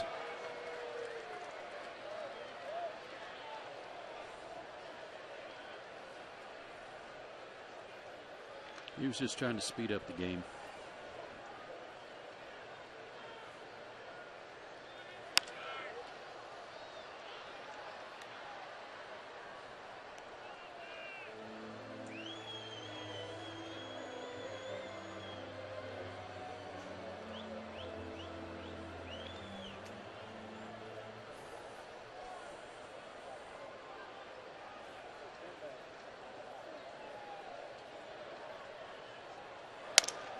Broken bat and Chipper on the run. Close play at first. Pagan is out number 1. It's only a close play because Chipper had to get his feet under it. It's a tough play. Getting the short hop, you're kind of out over your feet some. And to make sure he made a good throw, he had to get his feet under him when he made the throw on the run, and it was a good one. He's played great over there defensively, hasn't he? Had a great series in Houston.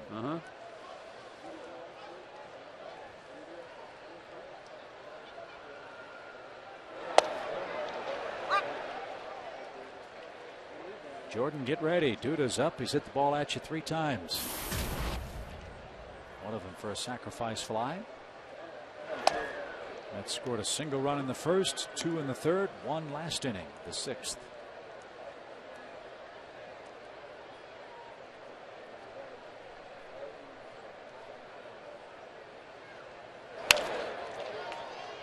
This one popped shallow left. And Young puts it away. 2 outs. Selecting great seats at Turner Field just got easier with the Braves' new interactive seat map. Go to braves.com/tickets today to view the best available seats. The interactive seat map is easy to use and will help you get great seats at a great price. Give it a try at braves.com/tickets. Good crowd here tonight. Pretty heavy crowds, we understand, expected for that Rangers series. Of course, Friday night fireworks. We've got the 2 for $30 ticket specials here tomorrow night. Jason Hayward bobblehead doll for the first 20,000 fans. And Josh Tolley punches one through the box for his first base hit of the night. It comes with 2 outs.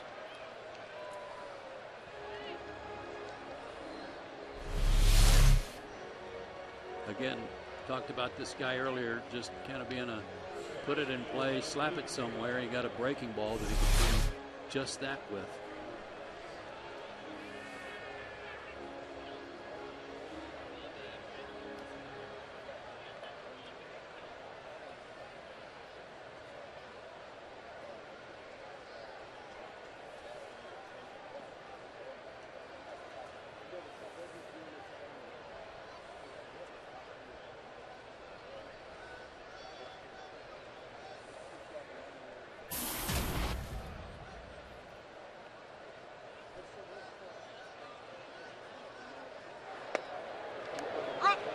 Strike 1 to Ruben Tejada.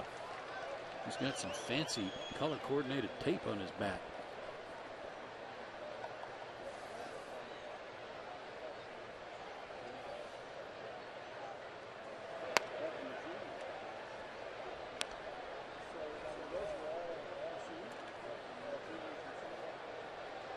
I like that better than the orange.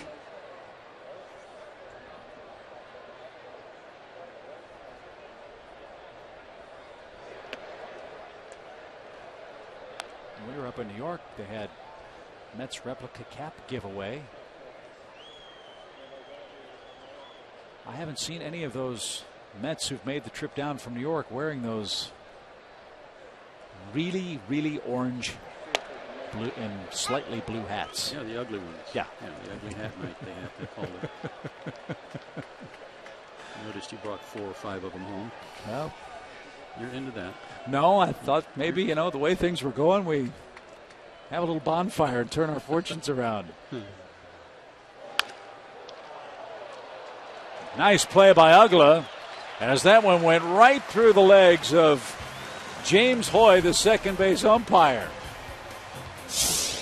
Little umpire croquet.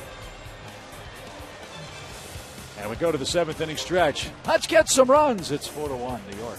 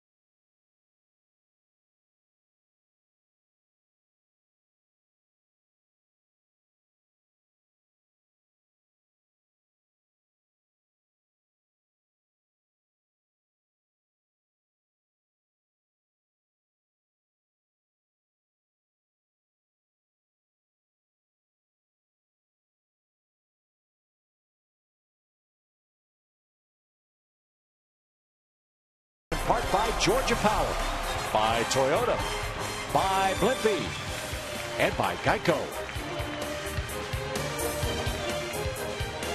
Let's see if the Braves can get something mustered against Jonathan Nice now. We're in the 7th inning. Heart of the order coming up. Braves have a run on 3 hits. That is all in the start of this 9-game homestand, and our first of 3 with the New York Mets.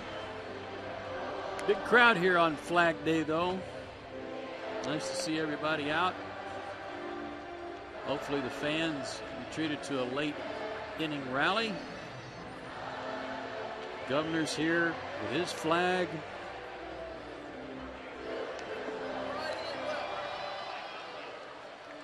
So let's hope the Braves can put a rally together and pull this thing out.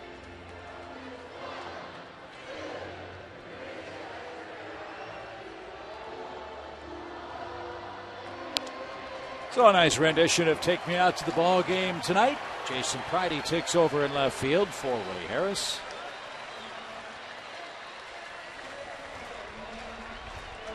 And Nice goes back to work. Hats off to him. He's pitched a good ball game, trying to win his 6th of the season.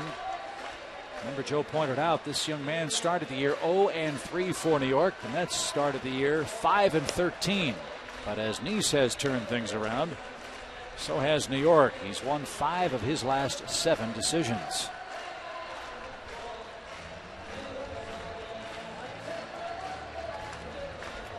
Another thing you have to respect about what the Mets are doing and the way they're playing is that they're doing it without their corner infielders. David Wright, they're still not sure when he's going to be back. They're hoping that he can resume some activities at the end of the month. And Ike Davis, who suffered a bad ankle sprain and bone bruise in a collision with David Wright on a pop-up in front of the mound. They're not sure when he's going to be back, and that injury has been very slow to heal. Well, get a couple on, have somebody pop one here, get in the Mets bullpen, and who knows what can happen. That's another key when you face New York. And a squibber is out of play foul. 1 ball, 1 strike.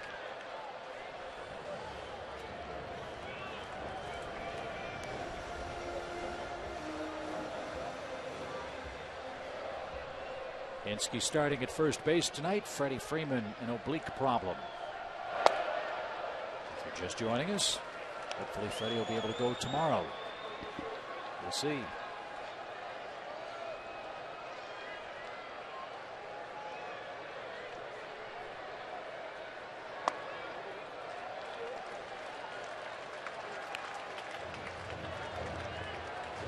No walk so far tonight for Nice. He walked 30 in his first 13 starts.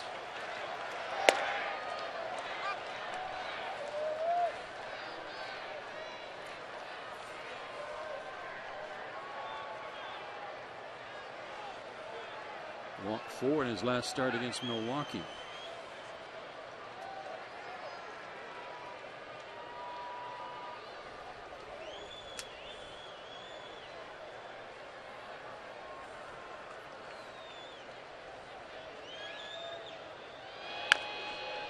He's been tough. 7 2/3 in his last 2 starts back to back.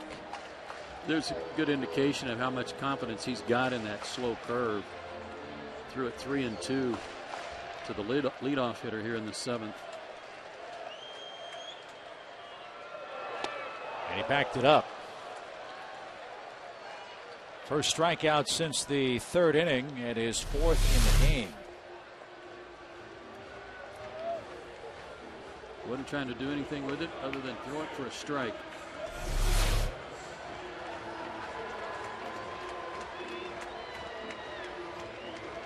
Alex Gonzalez bats. Alex is 0 for 2.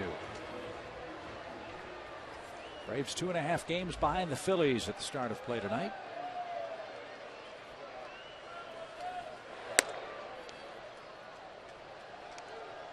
After those first 2 games in Houston where the bats were really cutting it loose, they've gone quiet again. They had 11 runs, 14 hits in game 1 in Houston, 6 runs, 14 hits in game 2. They won game 3 4-1, but only had 5 hits. And last night 6 hits, 2 of them in the 9th.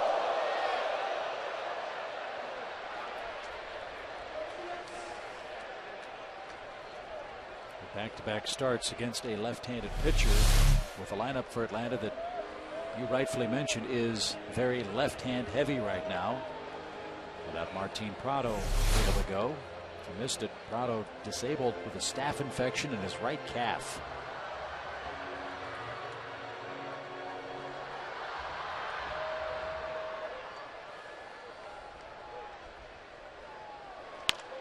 Slow roller out toward Reyes. Stumbled and throws a lawn dart.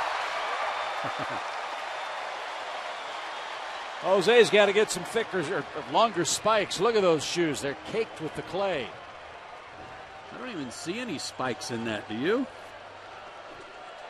There might be some in there, but they're hard to pick up. They're so caked with dirt, slip, and then tried to kill a worm with this one. It'll be an infield hit.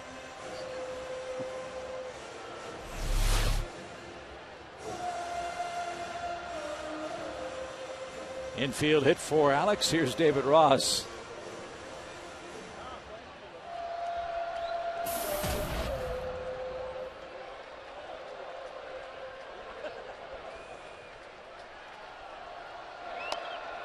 That one boxed. Alex is going to try. The throw to second is late.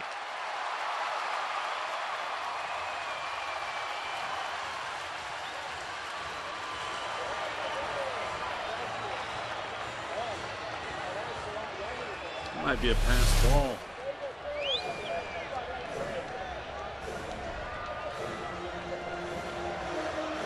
Good reactions by Alex to take off as soon as it got away from Tolley. That's Dan Warthen, the Mets pitching coach. It is a passed ball. Gonzalez at second. helps keep the Braves out of a double play situation. Now let's see if David Ross can bring home the Braves shortstop. Well, we've talked about their difficulties in the bullpen, Chip, and if anything, Terry Collins would rather not go down there until he absolutely has to.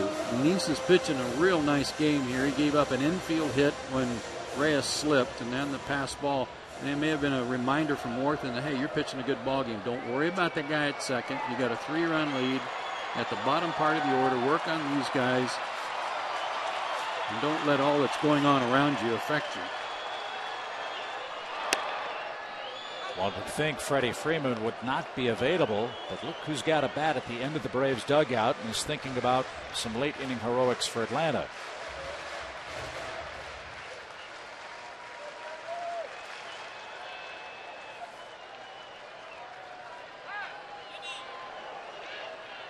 Brian McCann's on bended knee,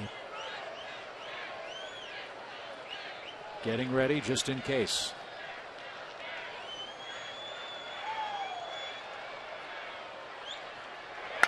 Swing and a launch job to left. Twisting and turning is Pridey, and he can't make the play. Ross on his way to second with a double. It's a 4-2 game.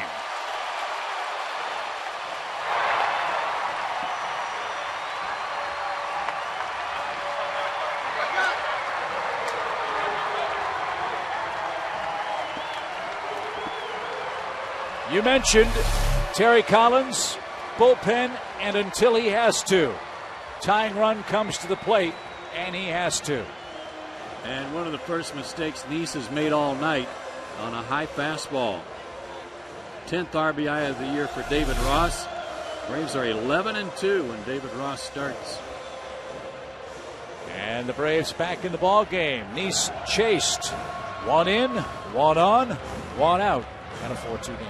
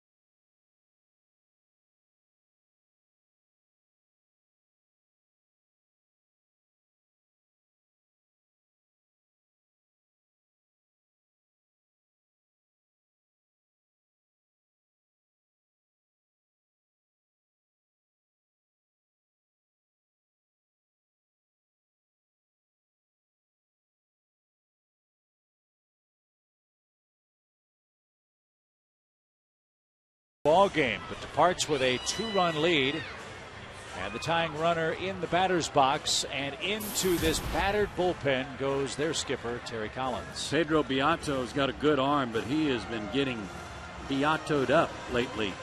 His ERA has been going up because his last 8 innings he's given up 13 runs, 12 earned. And that's just in keeping with the way the Mets bullpen has been going.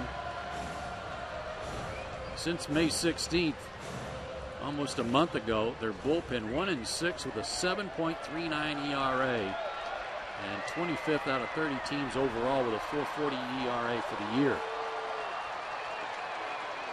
The Braves have 7, make it 8 outs left.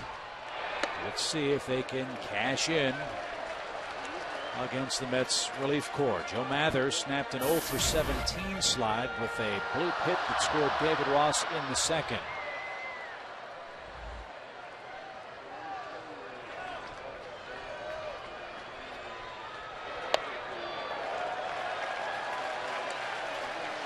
Some of that 0 for 17 chip has come from impatience from Joe Mather, but a good start to this at bat.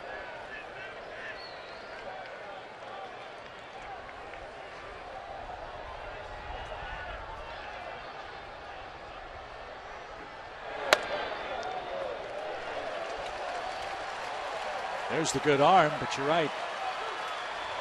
Location, 3 balls, no strikes. And that's a pitch, that high fastball that Joe's been going after some lately. Laid off that one at 95.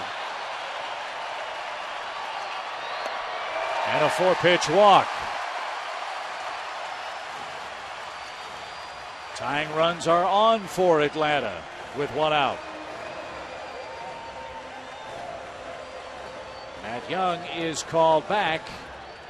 And as we expected, Brian McCann getting ready with a purpose.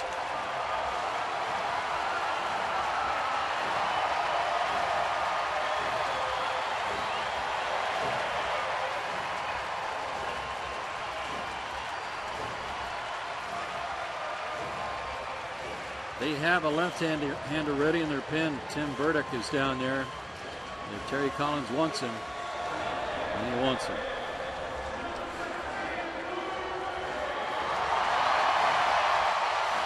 So Beato called upon. Throws a 4-pitch walk to Joe Mather.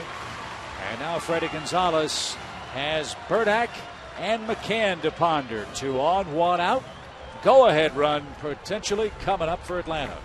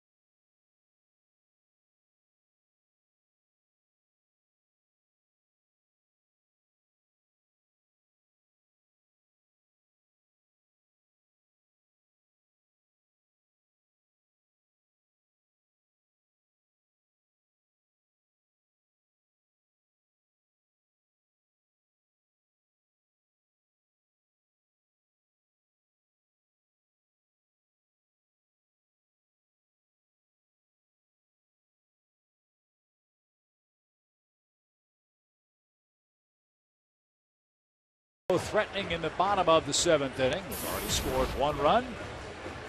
Brian McCann announced as a pinch hitter, and a tough lefty, Tim Burdick, will face him. 29 games for Tim, and he is pretty much like George Sherrill, a left-handed specialist in most cases. He will be here, obviously available for tonight's game, will not be here for tomorrow night's game. He will be gone for a bereavement list. Mets have said they will carry on without making a replacement for him, but he's not expected to be with the team tomorrow.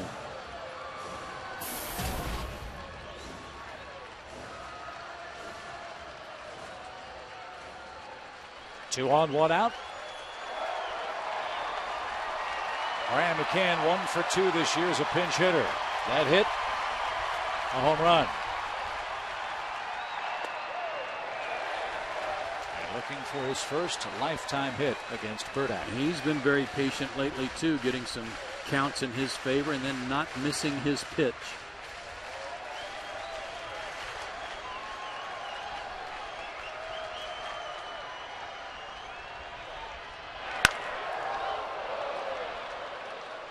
One ball, 1 strike.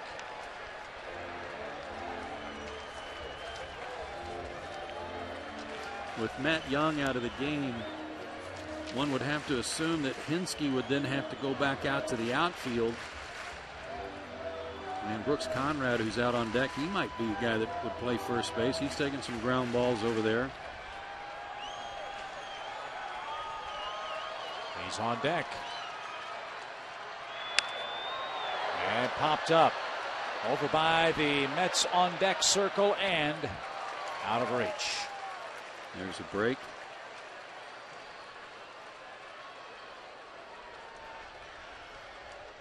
That might have been an out at Citi Field, a little more foul territory in the Mets home ballpark. If you just joined us, Freddie Freeman was scratched from the starting lineup tonight with a strained right oblique. Hopefully nothing serious. He might still be available to come in and play defense. We'll have to wait and see. Ryan had 2 homers on the just completed road trip among his 8 hits. He's over the 500 RBI mark. And just took the call, 3rd strike. What a pitch. No argument from McCann. He knew it. Right to the outside corner.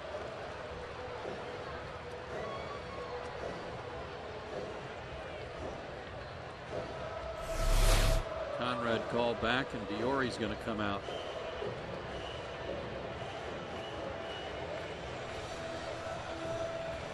So 2 on, 2 out. Diori Hernandez indeed will be the batter. And this guy's had himself a pretty good run as a pinch hitter for the Braves. He's been making great contact. Diori 5 for 12 in a pinch with a home run and 4 RBIs. How about this one? Here's the homer. Francisco Rodriguez deep into the seats at Citi Field in that Sunday night game. That got the Braves back within a couple of runs. And Dan Warthen's out to say to his pitchers, don't do that again. Diori's been squaring up a lot of baseballs, pinch hitting or otherwise, coming into the game for defense and getting in at bat.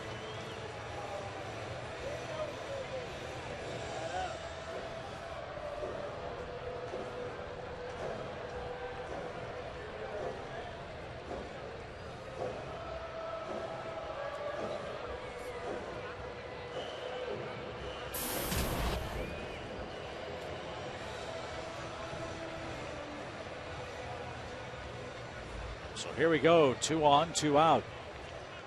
Mather at first, Ross at second, Hernandez batting in the number 9 spot.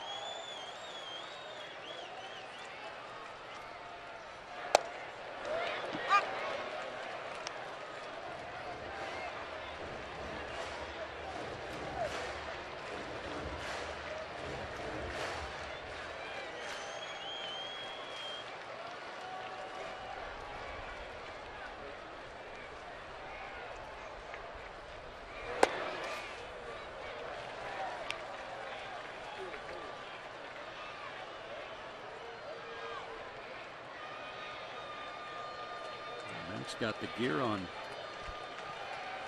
like he's going to stay in the game.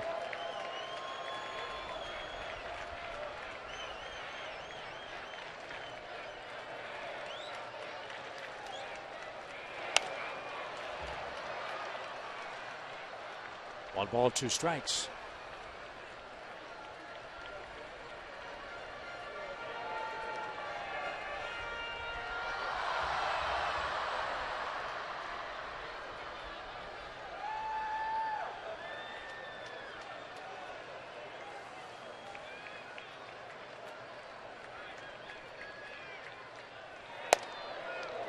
Didn't get that outside corner. That was close. And a good fastball at 91 that just missed. Just off the plate.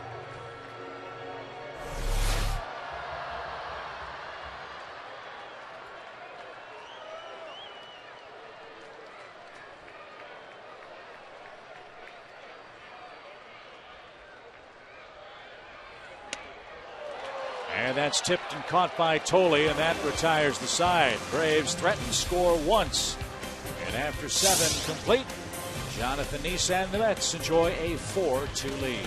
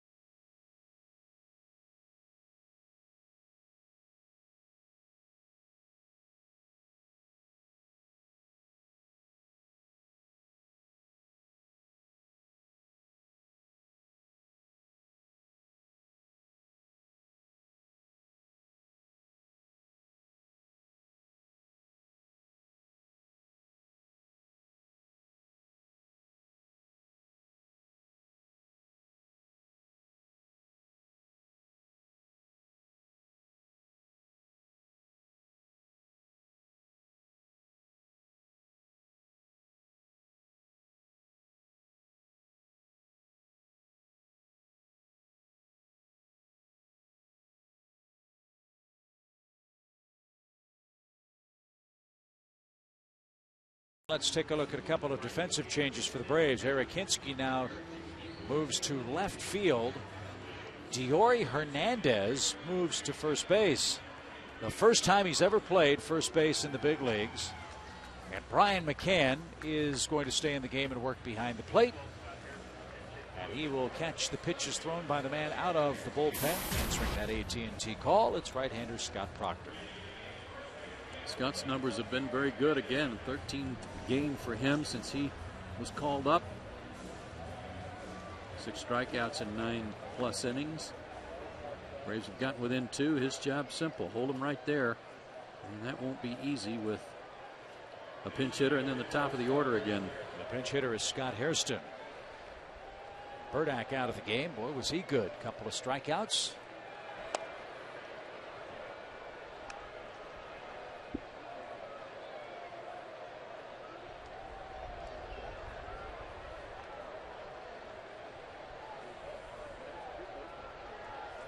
Hairston 259 at the plate this year, and ball 2 low.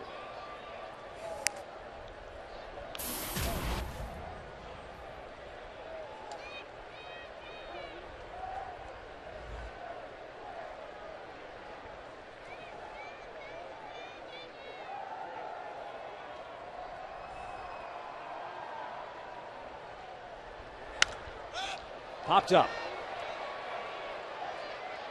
Alex Gonzalez handles that easily. Hairston's out number 1. Now it gets serious for Proctor. Got to keep Reyes off the base paths. He's the subject of our Academy Sports and Outdoor leaderboard. Leading the National League in runs scored now with his 2 across tonight. Taking over in front of Drew Stubbs of Cincinnati and Braun and Weeks of the Brewers.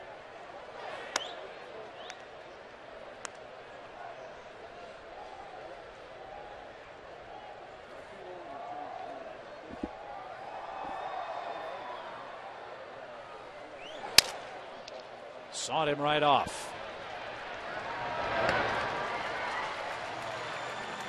And Diori Hernandez handles his first chance, no problem. Good to see him put his foot on the bag. That's always a good sign for a first baseman. 2 outs. He knew exactly what to do.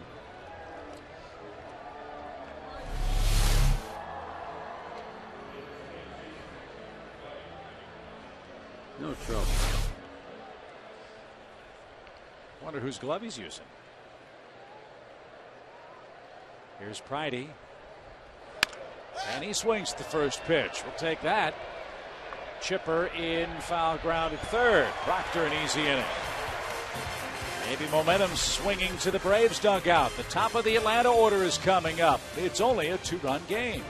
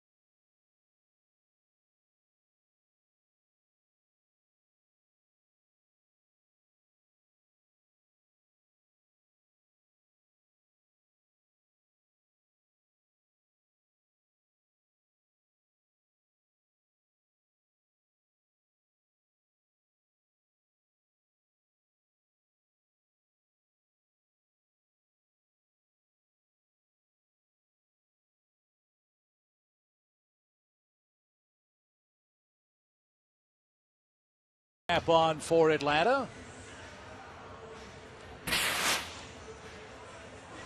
And those are McDonald's fans at the game. Going to try to get something going here for the Braves in the 8th inning after they wiped out about 14 bags of cotton candy, it looks like. So they're ready to go.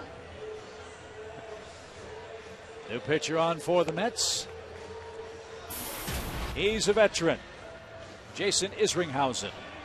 He's been in 27 games, but Terry Collins has to kind of judiciously use him. He can't overuse him. He's had an assortment of arm injuries in his career, but he still throws hard.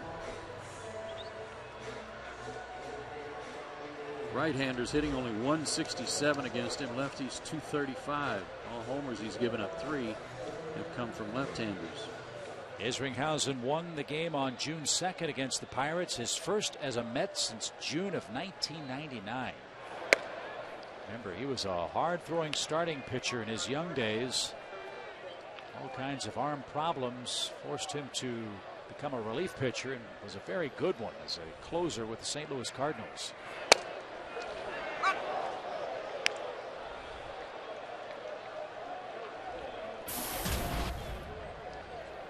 Jordan Schaefer is 0 for 3 tonight.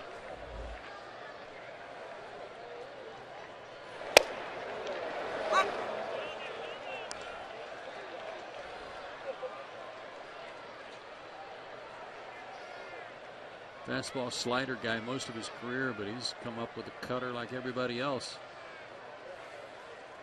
And then got a breaking ball for Schaefer to pop into center.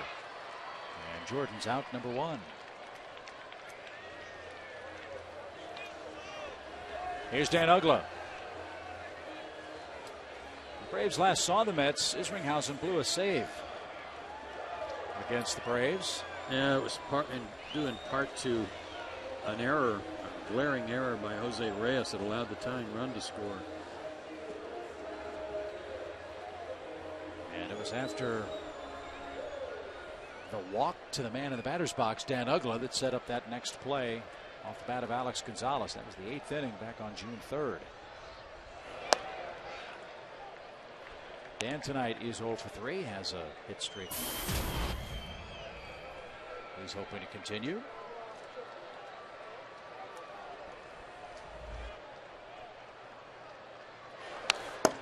Good cut. By our count, You would assume that Dan Uggla's happy to see a right-hander out there. Here's that last pitch. He is 0 for his last 27 against left-handed pitching.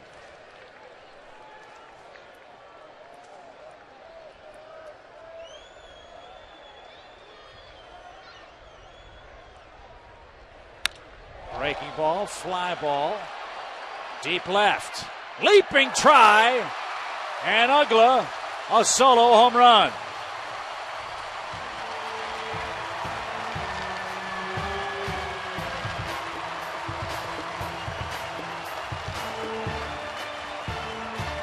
He was all over that low fastball that he fouled back, and that's the first home run allowed to a right-handed batter this year by Isringhausen.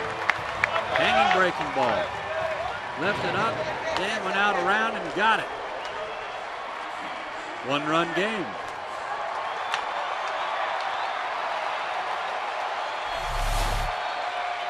Chipper in the box now. Ninth homer for Uggla.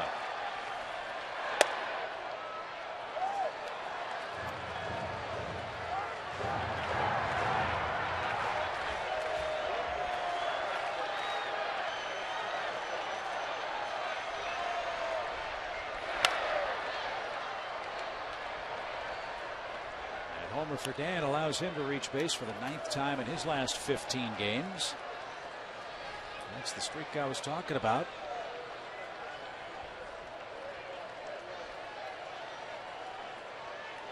He's getting hot. He homered June 12th against Brett Myers. He takes Isringhausen out here to make it a 4-3 game. And now Chipper strokes one to right field. This one's deep. This one is caught at the wall.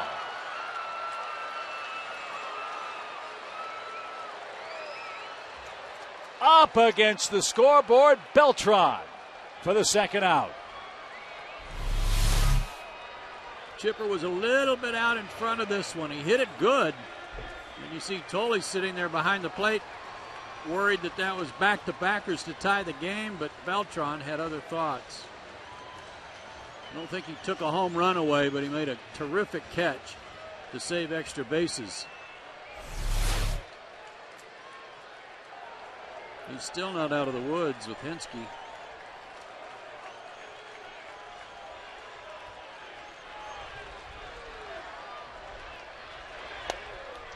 Remember the way the Braves lineup is set up too. You've got Brian McCann lurking in the bottom part of this order. And if K-Rod comes on for the 9th for New York, that's something they'll have to tangle with. Be nice to get to Brian in the 8th.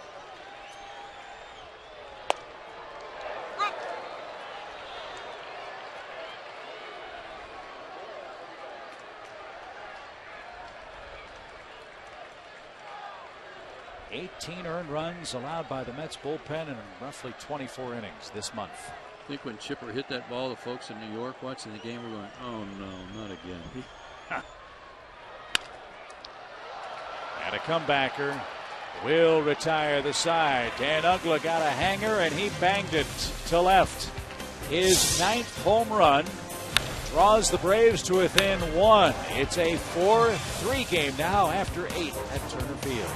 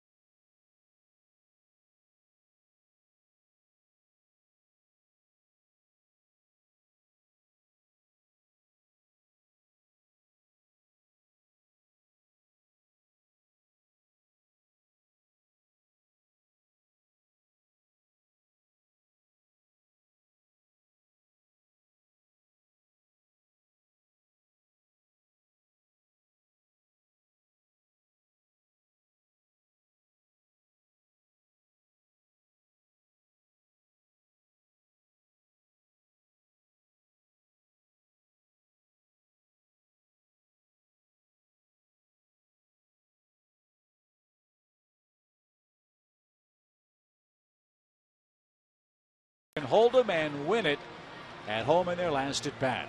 Plenty of excitement tonight, more excitement this weekend. Don't forget this Sunday it's Father's Day and the Texas Rangers are in town. Braves alumni will be on hand before the game. Montgomery Gentry will perform post-game. That concert benefits the Prostate Cancer Foundation. For tickets, visit Braves.com. 1-2-3 inning for Scott Proctor. He gives way in the AT&T call to the bullpen to Craig Kimbrell. This is good for Craig. His last 2 outings, he's been touched up for some runs. A blown save at Florida, and then in a non-save situation at Houston, an inning, 2 hits and a run. Good to get a good inning under his belt, get his confidence back. He could use a clean inning, too. Has had a couple of days rest.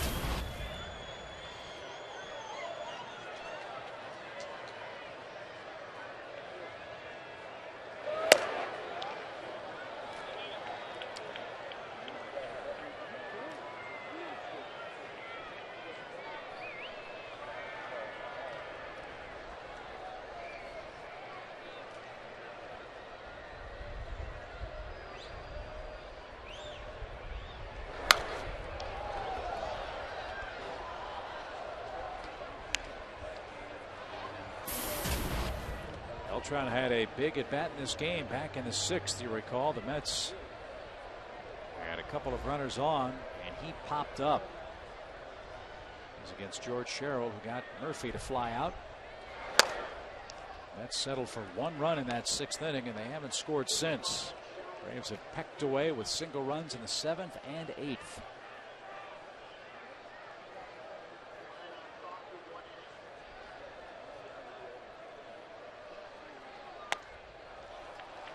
Leadoff walk. Asking for trouble late. Here's our Toyota play of the game. It happened a moment ago. Yeah, just a second ago. Looked like Chipper hit one at least off the wall. And Beltran with a nice running catch. Prior to his knee injury, he was as acrobatic and good a center fielder as he was out there. Nice play there. Let's see how New York plays it. First pitch, Murphy flies to Schaefer for out number 1.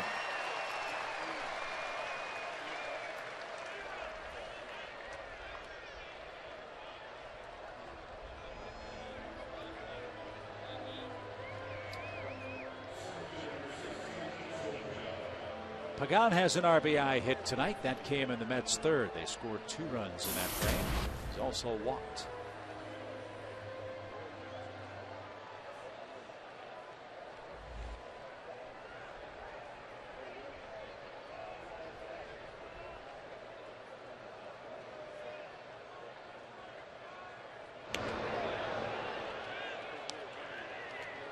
Remember, you have Diori Hernandez playing first base for the first time in the big leagues.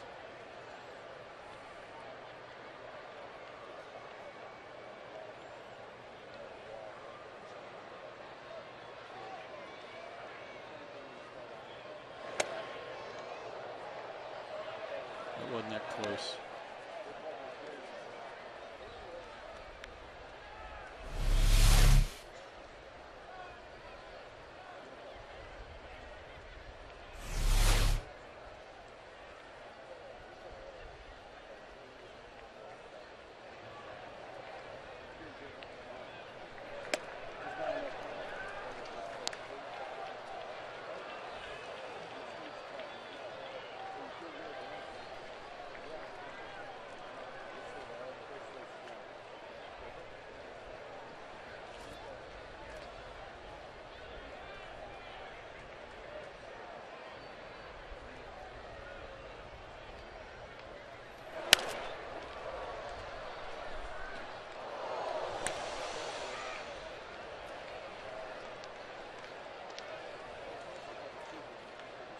Balls and a strike. I'm sure that they keep it somewhere. They keep track of everything else, but the percentage of strikes and to balls of his total pitches thrown. That I don't know. I just know that he hasn't had that many clean innings. And 43 walks and hits allowed by Kimbrel in 32 1/3 innings, counting base on balls to Beltran here in the ninth. His last clean inning was, and what we mean by that is no hits or walks, came May 25th at Pittsburgh. That was 8 outings ago, and a walk tonight. That's 9 straight without having a clean inning.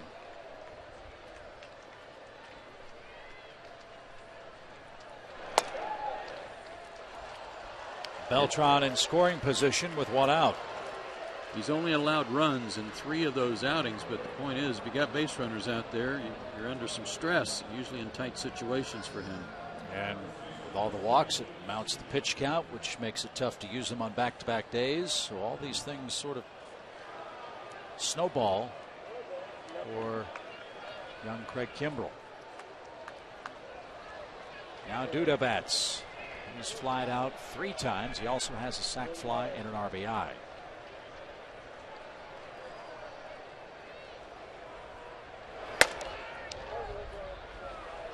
12 pitches, 3 strikes.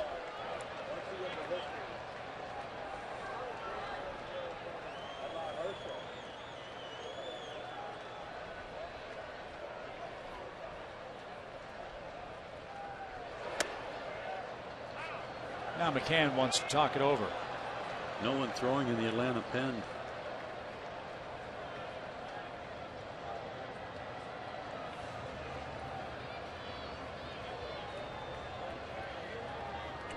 Let's get back to the AT&T Uverse trivia question. There it is. Last 2 starting pitchers that made the All-Star game as Atlanta Braves in the same season. That's the question.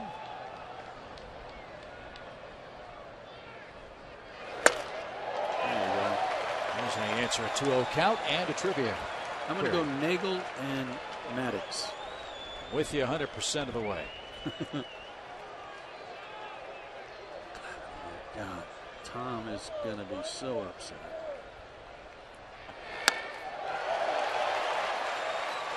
Two and two. Thought it was too obvious.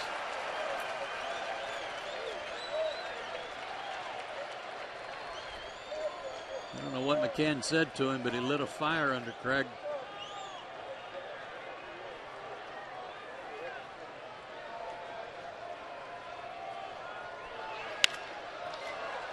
That's popped up. Infield fly is called. 2 outs.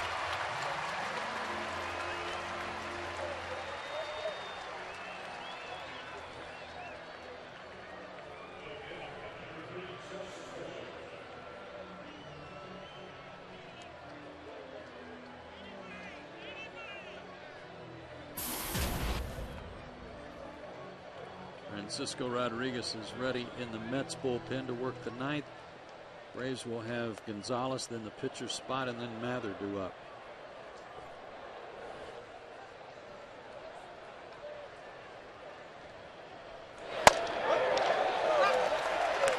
He's loose, folks. That was at 97 at the knees.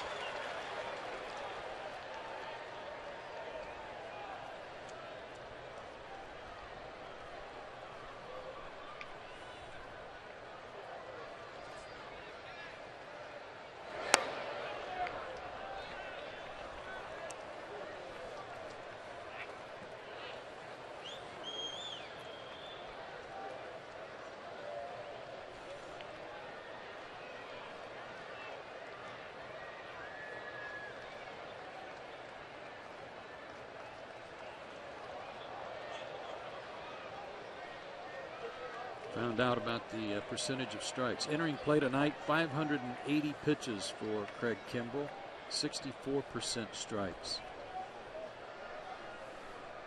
371 to 209.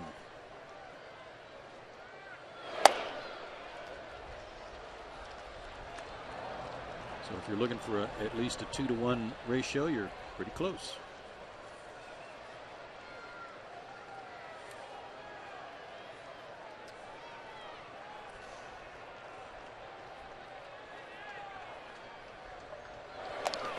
Did that hit him? It did. A hit batsman loads the bases.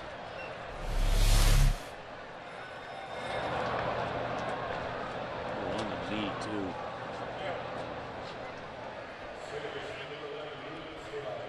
I mean, not that this is any great consolation, but for Tolle, at least it was a breaking ball.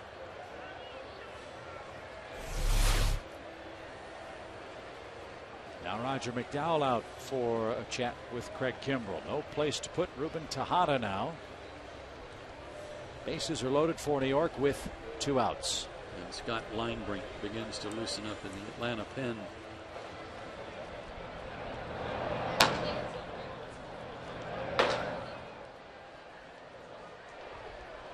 Tonight his ratio is 2-1 the other way. We're right at it. 13 balls, 7 strikes.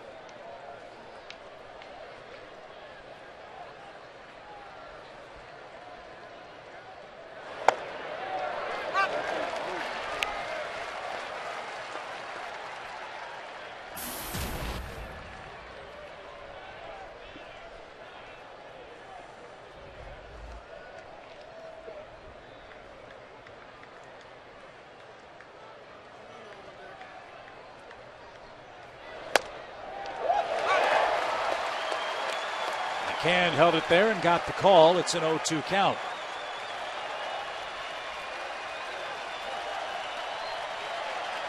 Don't mess around. Just go after him. Control hasn't been good enough to really waste a lot of pitches.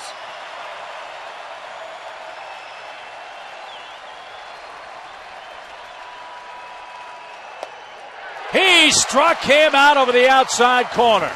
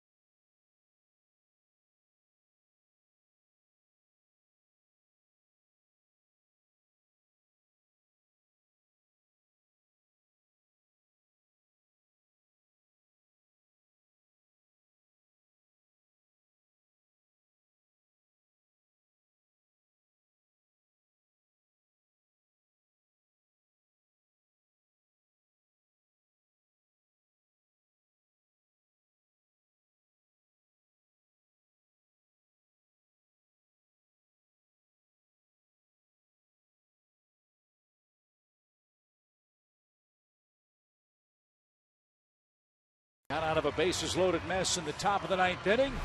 Braves need a run to tie, 2 to win as they trail 4-3 in game 1 of the series. Joe and Ron Gant will have game 2 for you tomorrow night. You'll see it in Atlanta on Peachtree TV outside the Atlanta area. Catch it on Fox Sports South. Check local listings or foxsportssouth.com to see where the game's going to be on in your area.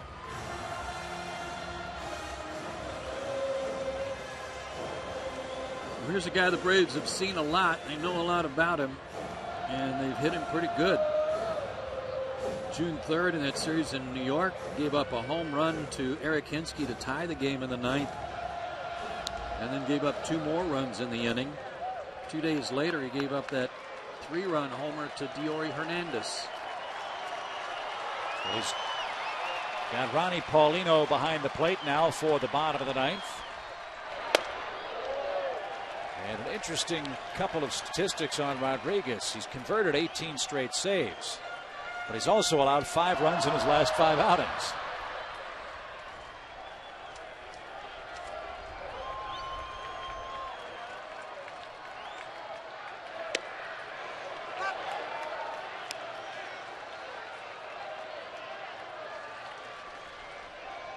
Just need a base runner. Get a guy on, put some pressure on him.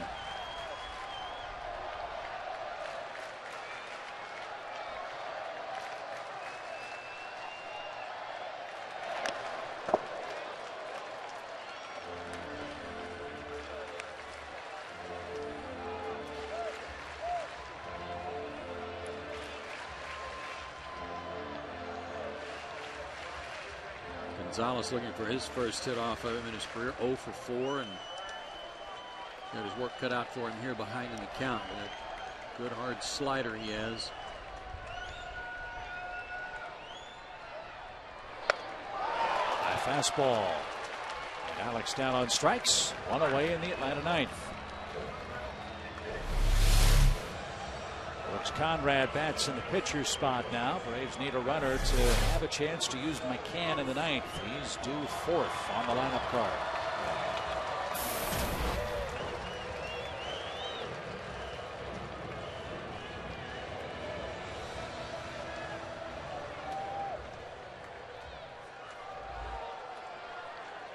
Brooks 5 for 23 as a pinch hitter.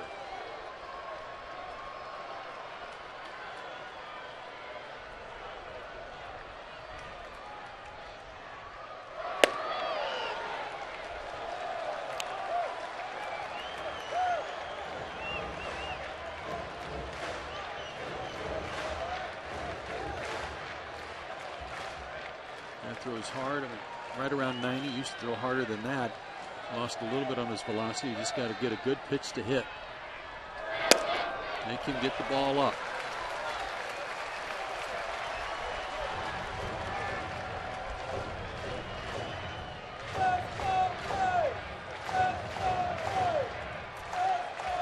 You get a lot of motion from this guy. Doesn't mean you have to swing as hard as he's kicking his leg and delivering.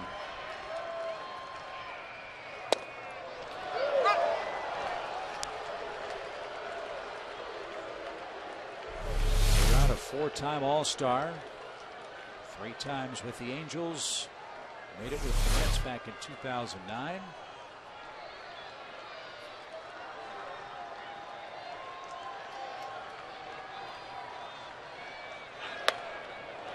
Falls behind Conrad, 3 balls and a strike.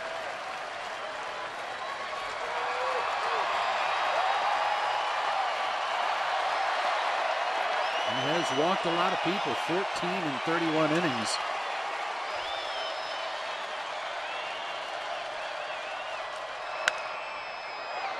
Popped up foul into the seats. Good crowd here tonight, 32,000 plus. Hoping the Braves can walk off in the ninth with a comeback win. Full count.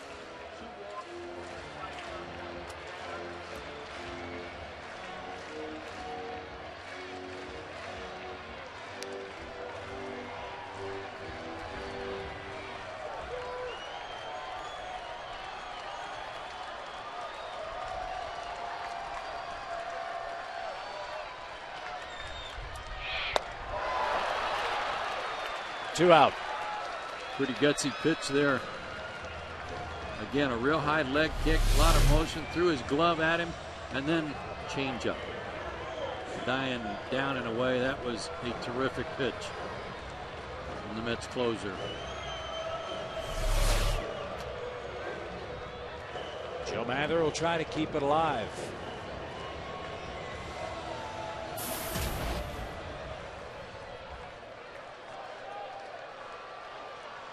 Sure would like to see McCann get a crack at him tonight.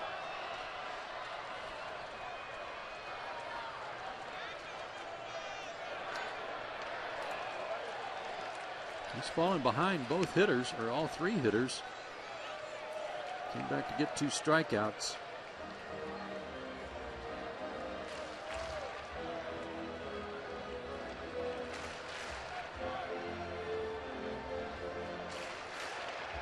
Mathers reached twice. RBI single and a walk tonight.